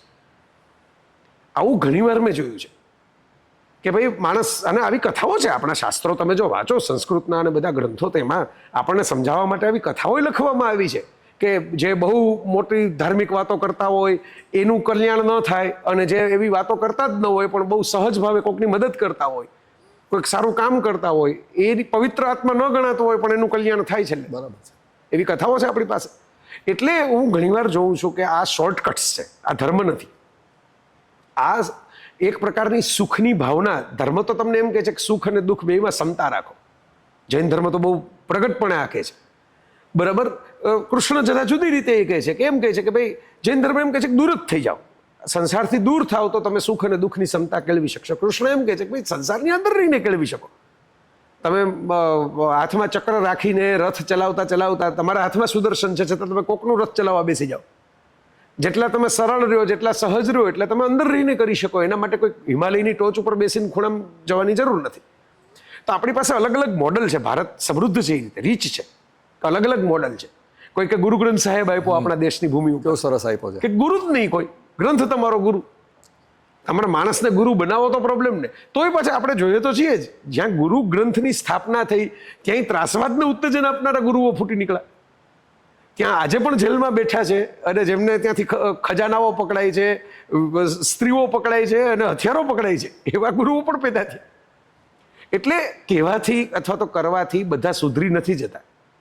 એનું મુખ્ય કારણ એ છે કે ધર્મ જે છે ને એ તમારી પોતાની કસોટી છે. તમે તમારી જાત સાથે ડાયલોગ કરીને તમે જેને ધ્યાન આપણે કહેવામાં આવ્યું, આપણે એમ માની લીધું પદ્માસન વાળીને આમ બેસી જાઓ એટલે ધ્યાન. બરાબર છે ધ્યાન, હું એમ નથી કહેતો કે ધ્યાન નથી, પણ ધ્યાનનો મૂળ હેતુ હતો કે તમે એટલા ધ્યાનમાં રહ્યો તમારી અંદર કે તમારાથી ખોટું થાય નહીં. દરેક વખતે તમને એમ થાય કે આ ખોટું તો કેમ થાય, આ હું અત્યારે ખોટું કરું છું, સામી વ્યક્તિને ખબર નથી કે હું ચીટિંગ કરું છું, પણ હું જો મારી જાતને પવિત્ર આત્મા કહેતો હું તો ઉપરવાળો, તો જેને ઉપરવાળો કહીએ છીએ ખરેખર તો એ સર્વવ્યાપી છે, ઉપર જ નથી બેઠો, નીચે છે, મારી બાજુમાં છે, મારી અંદર છે. તો એને ખબર પડશે. એ ધ્યાન, હોશ, જાગરણ, એ સભાનતા આપણે ગુમાવતા ગયા ને એટલે આ દુકાનો વધી ગઈ. કારણ કે દુકાનોને એ જ જોઈએ છે, મારે ક્યારે કોઈ પેલું પૌષ્ટિક પાવડર લેવો પડે કે વિટામિનની ગોળી લેવી પડે, જ્યારે હેલ્થ નબળી પડે. મારા શરીરનું નેચરલ પ્રોસેસિંગ બંધ થઈ ગયું, એ વિટામિન પ્રોસેસ કરવાનું. હું તડકામાં નથી કરતો એટલે વિટામિન ડીની ગોળીઓ ખાઈ લઉં છું. આ વિટામિન ડીની ગોળીઓ છે કે જે ખરેખર તડકામાં જેને નથી જવું એને રેડીમેડ આપવામાં આવે છે. પણ ધંધો બેઝિકલી તમે જેમ કહો છો એમ હોશ માટે હતો અને ધંધાદારીઓએ એને બેહોશ બનાવી દીધો. એટલે વિસ્તરણ ધર્મનું એટલે જ થયું કે દાખલા તરીકે મહાવીર ને બુદ્ધ પાછા શું કામ આવ્યા લોકો વચ્ચે? એ તો એ કક્ષાએ પહોંચી ગયા હતા જ્યાં લોકોનું અસ્તિત્વ જ ન હોય, લોકનું પણ અસ્તિત્વ ન હોય. લોકો તો ઠીક, પણ એમનો એક કરુણા ભાવ કે ભાઈ મને કંઈક સારું છે તો હું આ સારું માતા પૂરતું જ ન રાખું, તો સ્વાર્થી વૃત્તિ થઈ, હું એને વહેંચી દઉં, જન સમર્થનમાં આપું, જન કલ્યાણમાં આપું. આ ભાવથી આવા મહાત્માઓ બધા પોતપોતાને કંઈક મળી ગયું પછી વહેંચવા માટે આવ્યા, દરેક ધર્મોમાં આવ્યા. નહીંતર નાનકને મળી ગયું તો એને પાછા આવવાની જરૂર નહોતી, જીસસને આવવાની જરૂર નહોતી, પણ તોય આવ્યા. તો આ આવ્યા એમનો હેતુ એમ હતો કે આનું વિસ્તરણ થાય, સારી વાતો લોકો સુધી પહોંચે, લોકો એકબીજા સાથે સહ અસ્તિત્વ ટકાવવા માટે શાંતિથી, સુખથી, સમતાથી જીવે. હવે એ સંદેશા માટે વિસ્તરણ કરવાનું હતું. વિસ્તરણ થઈ ગયું અહંકારનું વિસ્તરણ, સંદેશાનું વિસ્તરણ નથી થયું, સંતાનું વિસ્તરણ નથી થયું. વિસ્તરણ એટલું થયું કે અહંકાર, પછી સરખામણી આવી. જ્યાં સરખામણી છે ત્યાં તો ધર્મ છે જ નહીં. સરખામણી એટલે ઈર્ષા, ઈર્ષા તો કશાય, કર્મ, કલી, જે શબ્દ તમારે વાપરવો હોય બધા ધર્મોમાં એને પાપ ગણવામાં આવ્યું છે. જેલસી તો એ પાપ થઈ ગયું. હવે એ પાપથી જ શરૂઆત થાય છે ધર્મની, કે મને એમ થાય છે કે હું આ ગુરુ કરતાં જુદો છું, હું આ વ્યક્તિ કરતાં અલગ પ્રકારની વાત કરું છું. એટલે મેં જોયું છે કે મોટાભાગના ધર્મગુરુઓ, કેવું પિક્ચર આવ્યું એ એને ખબર હોય, એક સોંગ રિલીઝ થાય યુટ્યુબમાં તો 5 ધર્મગુરુઓ આવે કે આ બહુ ખરાબ છે, પણ તમારો તો એ વિષય નથી, તમને ખબર કેમ પડી? તમારા આશ્રમમાં બેઠા બેઠા તમે યુટ્યુબના વિડીયો જોવો છો કે તમને ખબર પડી કે યુટ્યુબમાં આજે આવું ગીત આવ્યું અને આ બહુ ખરાબ ચાલે છે? હવે એ તમે એમ કહો કે એ તો રક્ષા માટે એમ કેવું કહે છે, પણ રક્ષા માટે કહે છે તો એમને ટીવીમાં શું કામ આવવું પડે? એ પોતે સહજ ભાવે જેવું મારે કોઈકને ઉપવાસમાં, હું માની લો કે ઉપવાસ હું કરું છું, ઉપવાસના ઘણા ફાયદાઓ છે, મેં પોતે અનુભવ કર્યા. બરાબર, તમે ધાર્મિક દ્રષ્ટિએ કરો કે ન કરો, સાયન્ટિફિકલી પણ ફાયદા છે. તો હું ઉપવાસ કરતો હું તો હું કોકને પરાણે બેસાડી દઉં કે હવે આ રૂમમાંથી તમે બહાર જવા દો, તમે કંઈક ખાવ ને. આ લોકેન કી જે અત્યારે ધર્મના નામે આપવામાં આવે છે કે સમાજ આ કરાય જ નહીં, આ જોવાય જ નહીં, આ ચખાય જ નહીં, આ જવાય જ નહીં. ઘણા લોકો તો એમ કહે છે કે ભાઈ બહાર પણ ન જવાય, ઘણા કહે છે કે પ્રવાસ પણ ન કરાય, રાત્રે જગાય જ નહીં, ઇલેક્ટ્રિસિટીનો ઉપયોગ ન કરાય, જેના માધ્યમથી આપણે વાત કરી રહ્યા છે એવું કહેવાવાળા છે. બરાબર, તો આ ન કરાય નેતિ કરવાથી નૈતિકતા નહીં આવે. તમે લાઇટની સ્વિચ પાડી દેવાથી તમે ઇલેક્ટ્રિસિટીનો ઉપયોગ બંધ કરજો એવું નથી. જે ઇલેક્ટ્રિસિટી છે એના કારણે તો 10 પરોક્ષ ઉપયોગો તમારા જીવનમાં આવી જ ગયા છે ઓલરેડી. બરાબર, આપણે ચશ્માની જે ફ્રેમ, તમે ચશ્મા પહેર્યા છે ને ઘણા પહેરતા હોય, તો એ ચશ્માની ફ્રેમ કાપવા માટે પણ ઇલેક્ટ્રિસિટીની જરૂર પડી, કાચને કાપવા માટે. એવી વાત છે. તો આ કરાયતની નીતિ એ નૈતિકતા નથી. નૈતિકતા તો એ છે કે વચ્ચે બેસીને પણ તમે નિર્લેપ રહ્યો. એટલે હું મારે ઘણીવાર વિદેશ પ્રવાસમાં જવાનું થાય, હું ડ્રિંક નથી કરતો, તો મને તો મફત ડ્રિંક પડે છે ફ્લાઇટમાં, ક્યાં જોવાવાળું છે, ક્યાં કોઈ ફોટો પાડવાવાળું છે, અંધારું કરી નાખે છે. બરાબર, પણ હું નથી પીતો તો નથી પીતો, એ મારે નક્કી કરવાનું મારે શું પીવું ને શું નહીં, એ મારી ચોઈસનો વિષય છે. એ તમારું નૈતિક બળ છે. નહીં કે તમારી આસપાસ બધું બંધ કરી દેવામાં આવે ને પછી તમે એમ કહો કે હું નૈતિક છું. મેં એકવાર કરેલું ને, મારે શ્રેયાસભાઈનો આભાર માનવો પડે કે હિંમતવાળા તંત્રી હતા. તો એમણે પોતે જૈન હોવા છતાં એ છાપ્યું ખરું. મેં એમને કહ્યું મેં કીધું સાહેબ આ તમે જોઈ લેજો જરાક, કારણ કે આમાં તમને વધારે અસર થશે મારા કરતાં. બરાબર. મેં એમને કહેલું કે ભાઈ પાલીતાણામાં આપણે દર્શન માટે જઈએ, હવેની શું છે સ્થિતિ મને હમણાં નથી ગયો એટલે ખબર નથી. તો માણિકચંદ ગુટકાવાળા જે ધારીવાલ સાહેબ છે એમનું એક મને મોટું બધું દેખાતું હતું. હવે એ પોતે બિચારા કેન્સરમાં ગુજરી ગયા, એ તો પછીની ઘટના છે, ત્યારે તો એ જીવતા હતા.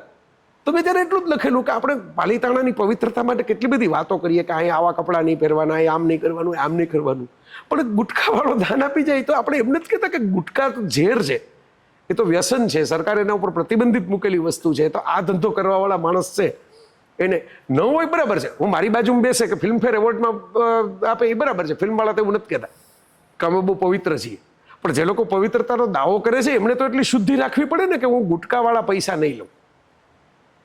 એક હીરો હિરોઈન લઈ લે પિક્ચર બનાવવા માટે ભલે લઈ લેતા, કારણ કે એવો દાવો જ નથી કરતા કે અમે બહુ પવિત્ર અને શુદ્ધ છીએ. છેલ્લે છે ને સગવડિયો ધર્મ થઈ ગયો છે, છેલ્લે સગવડિયો ધર્મ થઈ ગયો છે. તમે 2 કારણ આપશો, એની સામે તમને 98 કારણ આપી દેશે કે શા માટે એના પૈસા અને હવે તો નવું આવી ગયું, અમારી લાગણી દુભાઈ ગઈ. હા બસ, કાંઈ કારણ જ નહીં આપવાના. કારણ આપવા માટે તો તર્ક અને વિદ્વત્તા જોઈએ ને, અભ્યાસ જોઈએ. અભ્યાસ હોય નહીં તો શું કરવાનું કે બસ અમારા સેન્ટિમેન્ટ હર્ટ થઈ ગયા. આ ઇસ્લામમાં હતું, વિક્ટોરિયન ક્રિશ્ચિયાનિટીમાં હતું, ભારતમાં ઓછું હતું. હવે ધીરે ધીરે ભારતમાં પણ એ લોકોની કોપી કરતાં કરતાં વધી ગયું કે અજયભાઈ કાંઈ વાત કરે, જય કાંઈ વાત કરે, એનો હેતુ, એનો આગલા પાછલો સંદર્ભ કાંઈ સમજ્યા વગર એક ટુકડો ઉપાડી દેવાનો અને એમ કહી દેવાનું કે અમારી લાગણી દુભાઈ ગઈ છે એટલે તમે માફી માગો. જયભાઈ આમાંથી બહાર કેવી રીતે આવી શકાય? આ જે સંજોગો છે આપણે જોઈએ છીએ કે ચારે બાજુએ ધર્મ છે, જે એ ધર્મ રહ્યો જ નથી, ધર્મ પડી રહ્યો છે, કાં તો એ ક્રિયાકાંડમાં કન્વર્ટ થઈ ગયો છે, પણ જે નૈતિક ધોરણ ઊંચું આવવું જોઈએ, જે કુદરતમય જીવન હોવું જોઈએ, આપણે જોઈ રહ્યા છીએ ચારે બાજુએ કે જે કુદરત અને બ્રહ્માંડના આપણે અંશ છીએ, એ કુદરત અને બ્રહ્માંડને તો આપણે સાવ કચરો કરી નાખી છે અને આપણે બધા એમાં છીએ, આપણે બધા એમાં છીએ. તો આ સિચ્યુએશનમાંથી ખરેખર બહાર કેવી રીતે આવી શકાય? આ ઘડિયાળ છે અજયભાઈ, હવે આ બંધ થઈ ગઈ હોય, ધારો કે આનો સેલ પૂરો થઈ ગયો અને ચાર્જિંગ નથી થયું અને આ બંધ થઈ ગઈ, તો આપણે એને ઘડિયાળ જ કહીશું. બંધ ઘડિયાળ એવો શબ્દ નહીં વાપરું. હું એમ જ કહીશ કે મારી પેલી ઘડિયાળ આપો ને, મારો ફોન મેં અત્યારે બંધ કરીને ચાર્જિંગમાં મૂક્યો છે, તો હું એમ જ કહીશ કે મારો ફોન આપો, મારો બંધ થયેલો ફોન આપો, એમ હું નહીં કહું. એવું જ કદાચ ધર્મક્ષેત્રમાં થઈ ગયું છે. ઘણું બધું બંધ થઈ ગયું છે, બંધ થઈ ગયું છે એટલે જે ચેતનાઓ હતી, ચૈતન્ય હતું, એ ઘણું બધું વિલાઈ ગયું છે, પણ છતાંય આપણે એને ધર્મ કહેવાનું ચાલુ રાખીએ છીએ. આપણે એમ માનીએ છીએ કે આ તો ગમે તેમ કંઈક પવિત્રતા તો છે એમ કરીને માથું ટેકવવાનું ચાલુ રાખીએ છીએ. કેમ છૂટવું આમાંથી? પહેલો શબ્દ મારી પાસે છે અભય. બહાર આવવા માટે ભયભીત ચિત્ત છે એ આમાંથી છૂટી નહીં શકે, કારણ કે એને બીક લાગશે, એને તો વાત કરવામાં એમ લાગશે કે મેં આવી વાત કરી, કાલ ઉઠીને મારા ઘરમાં કંઈક. હવે લોકો તો માણસનું મન તો એવું છે, લાકડે માકડા ચોંટાડી દે, યોગાનું યોગ ભેગા કરી દે કે મેં કાલે તો એમ બોલ્યો હતો કે ભાઈ આ ધર્મક્ષેત્ર આવું બધું છે અને જો પરમ દિવસે મને ફ્રેક્ચર થઈ ગયું એટલે મને આ ફ્રેક્ચર ભગવાને સજા કરીને જ આપ્યું છે, આવું બોલાય જ કેમ મારાથી? બરાબર, આનો તો કોઈ અંત જ નથી. આવા તો એવા લોકો છે, આ ડોનાલ્ડ ટ્રમ્પ જેવા, કે જેને ગોળી કાન ઉપર અસર નથી કરતી, કોર્ટમાં કેસ ચાલતા હોવા છતાં. બરાબર, અને સ્વામી વિવેકાનંદ બિચારા 39 વર્ષે ગુજરી ગયા, એ જ અમેરિકામાં જઈને બહુ નૈતિકતાની વાતો કરી હોવા છતાં. તો હું એમ નથી માનતો કે તમારા રોગ, બીમારી, મૃત્યુ, સંજોગો એને કાંઈ આની સાથે ડાયરેક્ટ સંબંધ છે. બહુ જ સારા, એકદમ નિખાલસ, સરળ, શાંત વ્યક્તિત્વ વહેલા ગુજરી જાય કે બીમાર પડી જાય એવું બને છે, અને એકદમ નઠારા લોકો છે એ તંદુરસ્ત રીતે સરસ જીવતા હોય એવું બને છે. એટલે લોકો આવું જોડી દેતા હોય છે. એટલે પહેલાં તો અભય કેળવો, ભયભીત થયા વગર જે સાચું લાગે એ કહો. હા, તમે કોઈનું અપમાન કરવાના ઈરાદાથી, કોઈની લેગ પુલિંગ, ટાટિયા ખેંચ કરવાના, કોઈને પાડી દેવાના એવા ઈરાદાથી કહો તો એ ખોટું જ છે. હું પણ બોલું તો એ ખોટું છે. મને એમ થાય કે હું આ વ્યક્તિ છે એને ટાર્ગેટ કરી અને જો 2 લેખ લખી નાખું, 3 વિડીયો મૂકી દઉં, તો એમાં હું અધર્મ જ કરું છું. એમાં હું કંઈ ક્રાંતિ નથી કરતો, કારણ કે મારી ક્રાંતિનો એક એજન્ડા છે જેમાં કોઈ વ્યક્તિ ટાર્ગેટ ઉપર છે ને એને મારે ખતમ કરવા છે. સહજ ભાવે જે સાચું છે એ કહેવાની અભય કેળવો. બીજું, દંભ છોડી દો. એવા રે વળી તમે કહો છો તેવા રે, જેવા છો એવા દેખાવ. તો તમે સહજ રહ્યો, તમને ઉમળકો જે થાય એમ મુજબ જીવો. તમે કોઈને નુકસાન, જો કાયદાઓ તો બનેલા જ છે, તમે નાસ્તિક હોવા છતાં પણ અધર્મ કરી નહીં શકો, કારણ કે નાસ્તિક લોકોને કાયદાનું બંધન તો લાગુ પડે જ છે. હું નાસ્તિક છું, હું તો ભગવાનમાં માનતો જ નથી, એટલે મને કંઈ બળાત્કાર કરવાનો, ખૂન કરવાનો કે ચોરી લૂંટ કરવાનો હક તો નથી મળતો. માનવ સમાજે એક માણસ બીજા માણસ સાથે રહી શકે શાંતિથી. એના માટે પહેલા ધર્મ બનાવ્યો, પછી જોયું કે ધર્મમાં ઘણું બધું સડો પેઠો એટલે રાજ્ય બનાવ્યું, પછી જોયું કે રાજ્યમાં બહુ સડો પેઠો, ભાઈ ધનન જેવા આવી જાય, ચાણક્ય ક્રાંતિ કરવી પડે છે, એમાં ક્યારે કયો રાજાનો કયો સંતાન નીકળે આપણે જાણતા નથી, એટલે છેલ્લે એણે કાયદા બનાવ્યા. કાયદા નવી જ શોધ છે, તમે જોયું હશે, તમે ઇતિહાસ જુઓ તો ધર્મ સૌથી જૂનો છે, રાજ્ય એના પછી આવ્યું, અને કાયદો વ્યવસ્થા એના પછી બહુ હમણાં 17મી 18મી 16મી સદીથી ફ્રાન્સ ને બ્રિટન ને બધાએ સ્વીકાર્યા કે ના ના હવે રાજ્યના ભરોસે નહીં રહેવાનું, ધર્મના ભરોસે નહીં રહેવાનું, પણ સંવિધાન કાયદાના ભરોસે રહેવાનું. પછી એમાં મોડિફિકેશન આવ્યા. હવે આપણે જોઈએ છીએ, આપણે ભારતમાં તો અનુભવ કરીએ છીએ કે એમાં ભ્રષ્ટાચાર શક્ય છે. કાયદા બની જવાથી કાયદાનું પાલન થાય એવું જરૂરી નથી, કાયદાના રખેવાળો જ ઘણીવાર પાલન ન કરે એવું બને છે. એટલે આ ખોજ અટકવાની નથી. તો એક જ રસ્તો છે કે તમે દંભ છોડી દો. હું જેવો છું એવો છું, હું આ નથી, મને ચોકલેટ ખાતો હું તો હું એવો દાવો કરું કે ના ના ના હું તો ચોકલેટ અડું જ નહીં, પછી ખાનગી ખૂણાની અંદર કોઈ જોતું ન હોય ત્યારે બે ચોકલેટ દાબી જાઉં. એના કરતાં એમ કહો ને કે ભાઈ મને ચોકલેટ ભાવે છે, તમને જેવું લાગે હું તો ચોકલેટ ખાઈશ. મને મોરારી બાપુ ગમે છે એનું કારણ એ જ છે, રામકથાકાર કે બીજા કથાકાર તો ઘણા છે આ દેશની અંદર, પણ એ બધા લોકો બીજાએ કેમ જીવવું ને એની સલાહો બહુ દીધા કરે છે. તમે શું કેમ એના જજ થાવ છો? કોણે કેવા કપડાં પહેરવા, કોણે ક્યાં જવું, કોણે કેવું ફરવું, કોણે કેવું ખાવું, બરાબર? તમે ખાલી તમારી વાત કરો કે આ મને યોગ્ય લાગે છે, મને નીતિ લાગે છે. તો બાપુની કથામાં હું લંડનમાં હતો તો છોકરા છોકરીઓ શોર્ટ્સ ને પેલું પહેરીને આવેલા, તો ત્યાં પેલા સ્વયંસેવક ભાઈ એમ કીધું કે ભાઈ તમે પાછળ જાઓ. ધમાલથી એટલે બાપુનું ધ્યાન ગયું, તો એમણે એમ કીધું કે હું આ ધોતી પહેરીને આવ્યો છું ખાદીની સફેદ રંગની, મને તો કોઈ એમ નથી કીધું કે તમે પાછળ જાઓ. એટિકેટમાં તો હું નથી, જેને બ્રિટિશ એટાયર કહેવાય એમાં તો હું નથી, તમારે ટાઈ સૂટ પહેરીને આવવું પડે. તો છોકરાઓ શોર્ટ્સ પહેરીને આવ્યા હોય તો એને ખાલી એના કપડાં આપણે જોવાના છે કે એનો ભાવ જોવાનો છે? એનો ભાવ છે કથા સાંભળવી છે, સાંભળવા દો ને. અને પેલા છોકરાઓને કીધું તમને મજા ન આવે તમે તારે જતા રહેજો, આ કે કમ્પલસરી નથી. બોલે હમણાં જ એક પત્ર આવ્યો હતો, પોલેન્ડમાં હતો, તો પત્ર આવ્યો હતો કે અમે લગ્ન કરીને તમારી કથા સાંભળવા. બાપુ કે લગ્ન કરીને કથા સાંભળવાનો હોય, લગ્ન કરીને ફરવા જવાય. શંકર પાર્વતીએ લગ્ન કરીને ફરવા જતા રહે એવા વર્ણનો છે. મેં તો રમૂજમાં કહેતા હતા કે વર્ણન છે કે તમારે ટિકિટના પૈસા ન હોય તો મને કહો, તો હું તમને ટિકિટ કરાવી દઉં, કે તમને પોસાય હોય ત્યાં ફરવા જાઓ, આબુ જાઓ, દુબઈ જાઓ, જ્યાં પોસાય ત્યાં જાઓ, પણ ફરવા જાઓ. કથા પછી સાંભળવા આવજો, પહેલા તમે એકબીજાને તો સાંભળો. તમારા મનમાં શું વિચાર છે, તમે એકબીજાને ઓળખતા ન હોવો સરખા, ભેગા રહેવાનું શરૂ કર્યું છે તો એકબીજાને સાંભળતા શીખો, પછી કથા સાંભળવા આવજો. આ કહેવાની હિંમત એનામાં હોય જેનામાં ઇન્સિક્યુરિટી ન હોય, કે કાલ ઉઠીને મારો કોઈ કેકડો કાઢી નાખશે તો, જે ગાંધીજીમાં હતી. કારણ કે ગાંધીજી દંભી નહોતા, એ ઇન્સિક્યોર નહોતા, એટલે તો એ પોતાનાથી વધારે ક્ષમતાવાન માણસોને, સરદારને, નહેરુને બોલાવીને બાજુમાં રાખતા હતા. તો આ દંભ કાઢો, અભય રાખો, અસલામતી કાઢો. અને ચોથું જે મારી પાસે સૂત્ર છે, 4 જ સૂત્ર છે શું કરી શકાય એમાં. અભ્યાસ વધારો. મોટાભાગના લોકોનો અભ્યાસ જ નથી હોતો, એટલે એને જે ગોળી તમે પીડાવી દો ને, મેં એવા લોકો જોયા છે કૃષ્ણ કૃષ્ણ કૃષ્ણ કરીને આમ એવા આમ મને કૃષ્ણ બોલા હવેલીના જે બધાને ગણે એ તો બરાબર છે કે એમનો તો વર્ષો જૂનો સંપ્રદાય છે, પણ મારા જેવો ટી શર્ટ ને જીન્સ પહેરીને બોલવા ગયો હોય એને પગમાં પડે ને છોકરાઓને માથા ઉપર હાથ અડાડેલું, મારે એમ કહેવું પડે કે ભાઈ તમે, હું કૃષ્ણ ઉપર સારું બોલું છું, મારું સરસ પુસ્તક છે, તમે મને એવું ન માની લો હું કોઈ મોટો કૃષ્ણનો વાહક છું કે હું કંઈ ડાયરેક્ટ ડાયલિંગ કરી દઈશ તમારું કૃષ્ણ સાથે ફોન કરીને કે આ વ્યક્તિ બહુ સારા છે, તમારા છોકરાને વધારે પાસ કરી દેશે. તો આમ કૃષ્ણ કૃષ્ણ કૃષ્ણ કરે પણ આખી ગીતા વાંચી ન હોય, આખું મહાભારત કે ભાગવત વાંચ્યું ન હોય. એટલે હું કહું કે તમે એટલું તો કષ્ટ લ્યો, એમને જ પહેલાં તો અડધા તમારા જે માનસિક જે ગૃહિતો છે, જે માનસિક મૂંઝવણો છે એ અડધી તો ખરી પડશે. વાંચશો એટલે તમને ખ્યાલ આવશે કે ભારતે એ ધ્યાન રાખ્યું છે. મેં મારા ઘરમાં એક કાલિદાસનો સંસ્કૃત શ્લોક રાખ્યો છે, બધાને દેખાય એમ. એ શ્લોક માલવિકા અગ્નિમિત્રમનો છે. એમાં એવું છે કે ભાઈ જે જૂનું છે એ સારું છે એવું પણ નથી, જે નવું છે એ સારું છે એવું પણ નથી.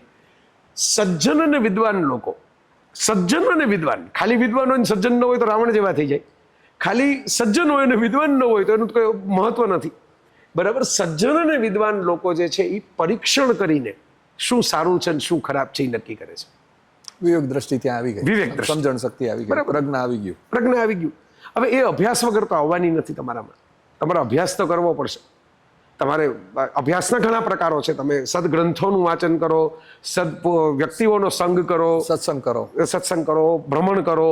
અભ્યાસ એટલે ખાલી ચોપડી હાથમાં લેવી કે ખાલી ઇન્ટરનેટ ઉપર ગૂગલમાં સર્ચ કરવું એમ નહીં, પણ જેટલો અભ્યાસ કરશો એટલા વિનમ્ર પણ બનશો, જનૂન થોડુંક ઓછું થશે, ખબર પડશે કે આ વાત તો કેટલી વાર કહેવાની છે, આવું તો કેટલી બધી વખત જગતમાં થઈ ચૂક્યું છે.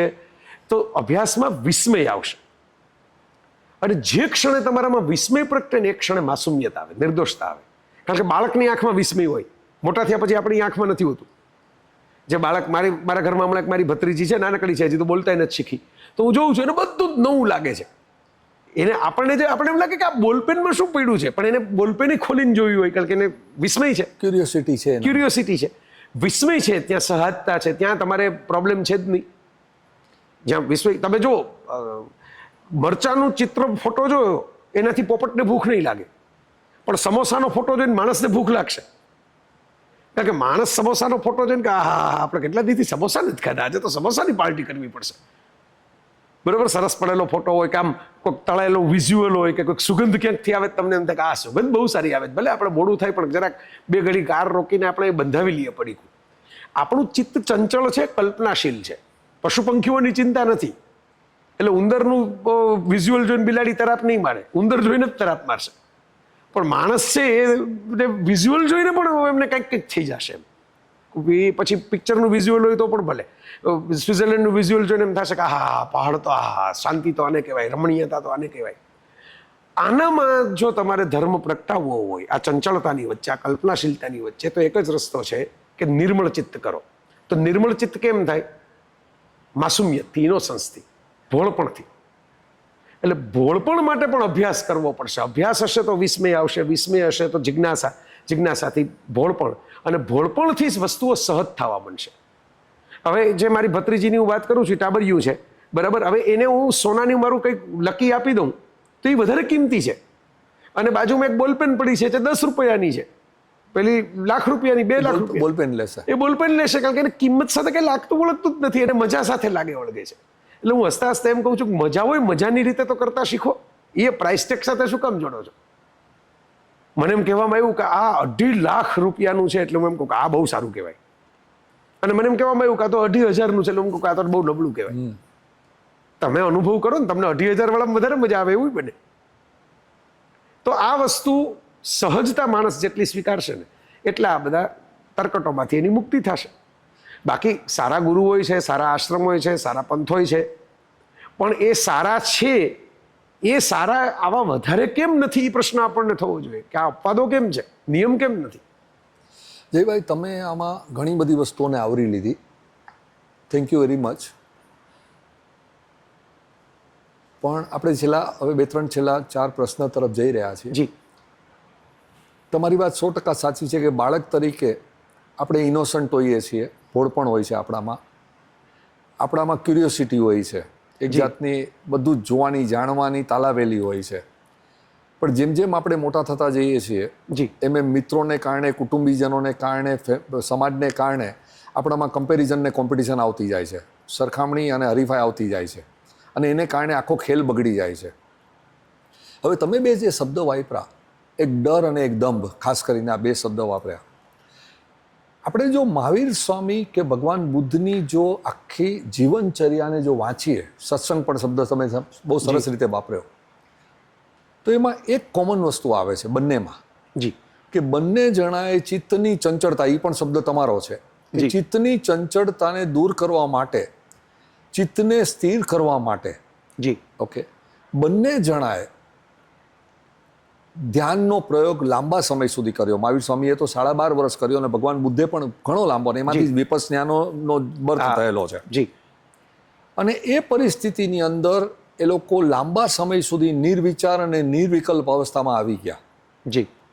અને મારું માનવું છે કે કદાચ પોસિબલ છે કે એ નિર્વિચાર, નિર્વિકલ્પ અવસ્થામાંથી તમે પાસ થાવ છો ને, ત્યારે તમારો દમ પણ વયો જાય છે, તમારો અહંકાર પણ વયો જાય છે, અને તમારો ડર ને ભય પણ વયો જાય છે. આપ જે અભયતા કીધું તો જી, તો આજે આપણા સમાજમાંથી આ ધ્યાન કેમ સાવ ઉડી ગયું છે?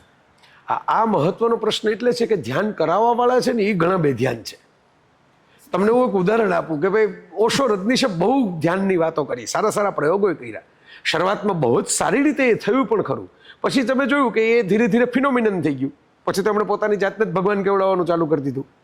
એમની પહેલાંના એમના પ્રવચનો જોશો તેમાં બહુ ડેપ્થ દેખાશે, પછીના પ્રવચનો જોશો તેમાં મસ્તી મજાક ને ટૂચકાઓ ને એવું દેખાશે. આ એક વાચક તરીકે હું કહું છું.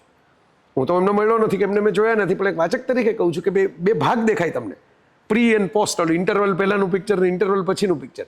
જે ક્ષણે એમને એમ લાગ્યું ને કે ભાઈ એમને જે સહજ ધ્યાનનું ખૂબ વાતો કરી, ખૂબ એમણે ધ્યાન કર્યું, પછી એમનું ફોકસ ફરી ગયું, એમને એમ થાય કે હું આખી દુનિયામાં છવાઈ જાઉં. પછી એમની આસપાસ એવા માણસો આવી ગયા, જે મિનિટે તમારી મહત્વાકાંક્ષા વધે ને એ મિનિટે એના અનુરૂપ માણસો તમારી આસપાસ દેખાવા માંડે. એમને મહત્વાકાંક્ષા જે મિનિટે ધ્યાનમાંથી બહાર નીકળી અને વિશ્વમાં છવાઈ જવાની થઈ કે ભાઈ હું તો એ લેવલનો માણસ છું કે હું ભારતમાં મર્યાદિત ન રહું, હું તો અમેરિકાની અને હતા એમાં હું ના જ નથી પાડતો, એમની ક્ષમતા અંગે એમની કેપેસિટી અંગે મારે કોઈ કોમેન્ટ કરવાની જ નથી, હું તો એમનો ભાવક છું. મેં તો હમણાં કહ્યું ખરું કે એમના પુસ્તકોમાંથી ઘણી બધી મારા દિમાગના દરવાજા ખુલ્યા એમના વાણીમાંથી. પણ મેં એ પણ જોયું કે જે મિનિટે એમનું ધ્યાન કરાવતા કરાવતા ધ્યાન જતું રહ્યું વધારે મહાન થવામાં, એ મિનિટે પછી એ ધ્યાનના પ્રયોગો ધીરે ધીરે ચેટક નાટક જેવા થવા લાગ્યા. એવું મેં ઘણી બધી જગ્યાએ જોયું છે. વિપશ્યના 4 વાર કરેલા માણસો, તમે હમણાં વિપશ્યનાનો ઉલ્લેખ કર્યો, 4 વાર કરેલા માણસો એવા ગુસ્સે થતા મેં જોયા છે કે આપણને એમ થાય કે આ 4 વાર વિપશ્યનામાં જઈને શું કરતા હશે. એના માટે એક આઉટિંગ છે, તો કે પેલું હિલ સ્ટેશને જઈને આપણે હનીમૂન કરી આવ્યા, એની જમી વિપશ્યના કરી આવ્યા. તમે 4 વાર કહો છો, હું એવા વ્યક્તિઓને ઓળખું છું જે કન્ટિન્યુઅસ સળંગ 90 દિવસની વિપશ્યના કરે છે. 90 દિવસની 3 મહિના 90 દિવસ તો બહુ અનહર્ડ ઓફ મન વચન અને કાયાથી તમારે કોમ્યુનિકેશન નહીં કરવાનું 90 દિવસ સુધી. અને છતાં પણ હું એ લોકો જેવા બહાર આવે છે 91 દિવસે, એટલે એને હું ચીટિંગ કરતા જોઉં છું. હા, તો મેં જૂઠ બોલતા, ગુસ્સે થતા, વિપશ્યના બધું કરતા જોયા છે. બધું આવી ગયું. તો પહેલી વસ્તુ તો બે પ્રશ્ન આવે છે આમાં. એક પ્રશ્ન એ આવે છે કે કોઈ પણ ધર્મ લ્યો, મેડિટેશન કે ધ્યાન જે ખરેખર આપણે સમજીએ છીએ પાયાની વસ્તુ છે જી, અને અનુભૂતિની વસ્તુ છે જી, કે તમે સવારના 3 વાગે, 3:30 વાગે, 4 વાગે તમે ઉઠીને ધ્યાનમાં બેસી જાઓ, કલાક 2 કલાક, તમને ખ્યાલ આવે કે તમારા વિચારો ઘટી જાય. અને મેં તો એવા વ્યક્તિઓને જોયા છે કે વિચાર કરવો હોય તો આમ સ્વિચની જેમ ચાલુ કરે તો વિચાર કરે અને પછી તરત જ સ્વિચ પડી જાય. ખરું.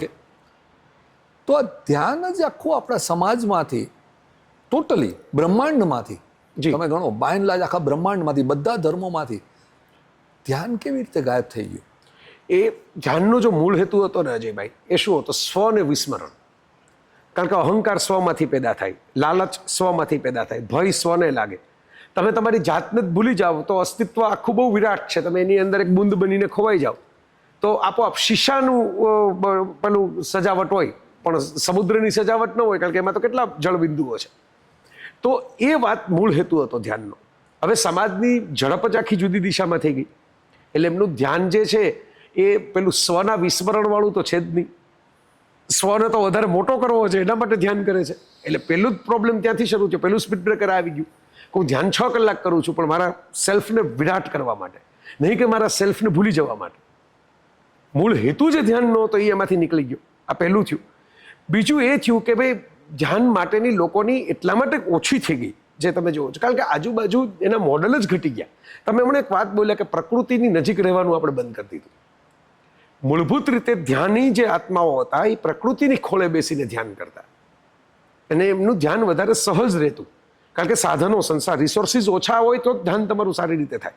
રિસોર્સિસ મેક્સિમમ હોય તો ધ્યાન તમારું રિસોર્સિસમાં જતું રહે.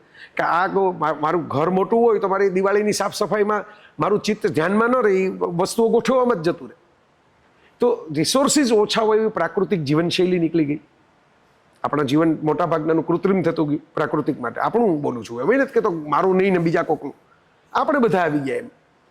ત્રીજું એ પણ થયું કે દિવસે દિવસે ટેકનોલોજીએ જે સંસાર મોટો કર્યો પોતાનો, એને કારણે ટેકનોલોજીની પ્રગતિએ આપણે માઇન્ડને ફ્રી જ રાખવાનું બંધ કરી દીધું. પહેલાં શું હતું કે તમારી પાસે ફ્રી રહેવાનો એક ટાઈમ રહેતો કે ભાઈ હું સ્કૂલેથી દફતર લઈને, એક વિદ્યાર્થી છે સ્કૂલે જાય છે, દફતર એને મૂક્યું, હવે શું કરવાનું? તેની મા એમ કે હું રસોઈ કરું છું, તું જમી આવ જા. એટલે એ રમે, થાકે, પછી બેઠો રહે, પછી કંઈક એકાદું પુસ્તક પકડે, કાં તમે કહો છો કોઈ ધ્યાનની પ્રવૃત્તિ કરે, કોઈ પૂજા પાઠ કરે, વોટેવર કરે. જેન્યુઇન પાઠની વાત કરું છું, એટલે પોપટ પાઠની નહીં, ખબર નથી પડતી તોય ગોખી નાખો છો એવી નહીં, બરાબર? કારણ કે તમારી પાસે ફ્રી ટાઈમ રહેતો. હવે માધ્યમોનું આક્રમણ જ આપણી આસપાસ એટલું છે. આપણે પણ વિડીયોના માધ્યમથી વાત કરીએ છીએ. આ જોનારા કોઈ મોબાઈલમાં કે ટીવીમાં કેવી રીતે ચાલુ કરીને વિડીયોના માધ્યમથી જોશે. પહેલાં પુસ્તક કે તમે મેગેઝિન પણ બહાર પાડો છો પ્રેરણા, તો મેગેઝિન તો તમે આવે હાથમાં ત્યારે તમે વાંચો, એક ખૂણામાં બેસીને તમારે વાંચો શાંતિથી. વિડીયો તો ફરતા ફરતા તમે જોઈ શકો. સિનેમા થિયેટરમાં બેસીને લોકો ફિલ્મ જોવાને બદલે વિડીયો જોતા હોય કાનમાં ભરાવીને, એવું મેં દ્રશ્ય જોયા છે. કે એને પિક્ચરે બે જોવું છે, એને પિક્ચરે જોવું છે, એ ગુમાવવું નથી, એટલે બહાર નથી જતા રહેવું ઊભા થઈને. પાછું મોબાઈલમાં જે આવે છે એ જોવું છે, કોઈકની સાથે ચેટાઈ કરવી છે પાછી કરતા કરતા.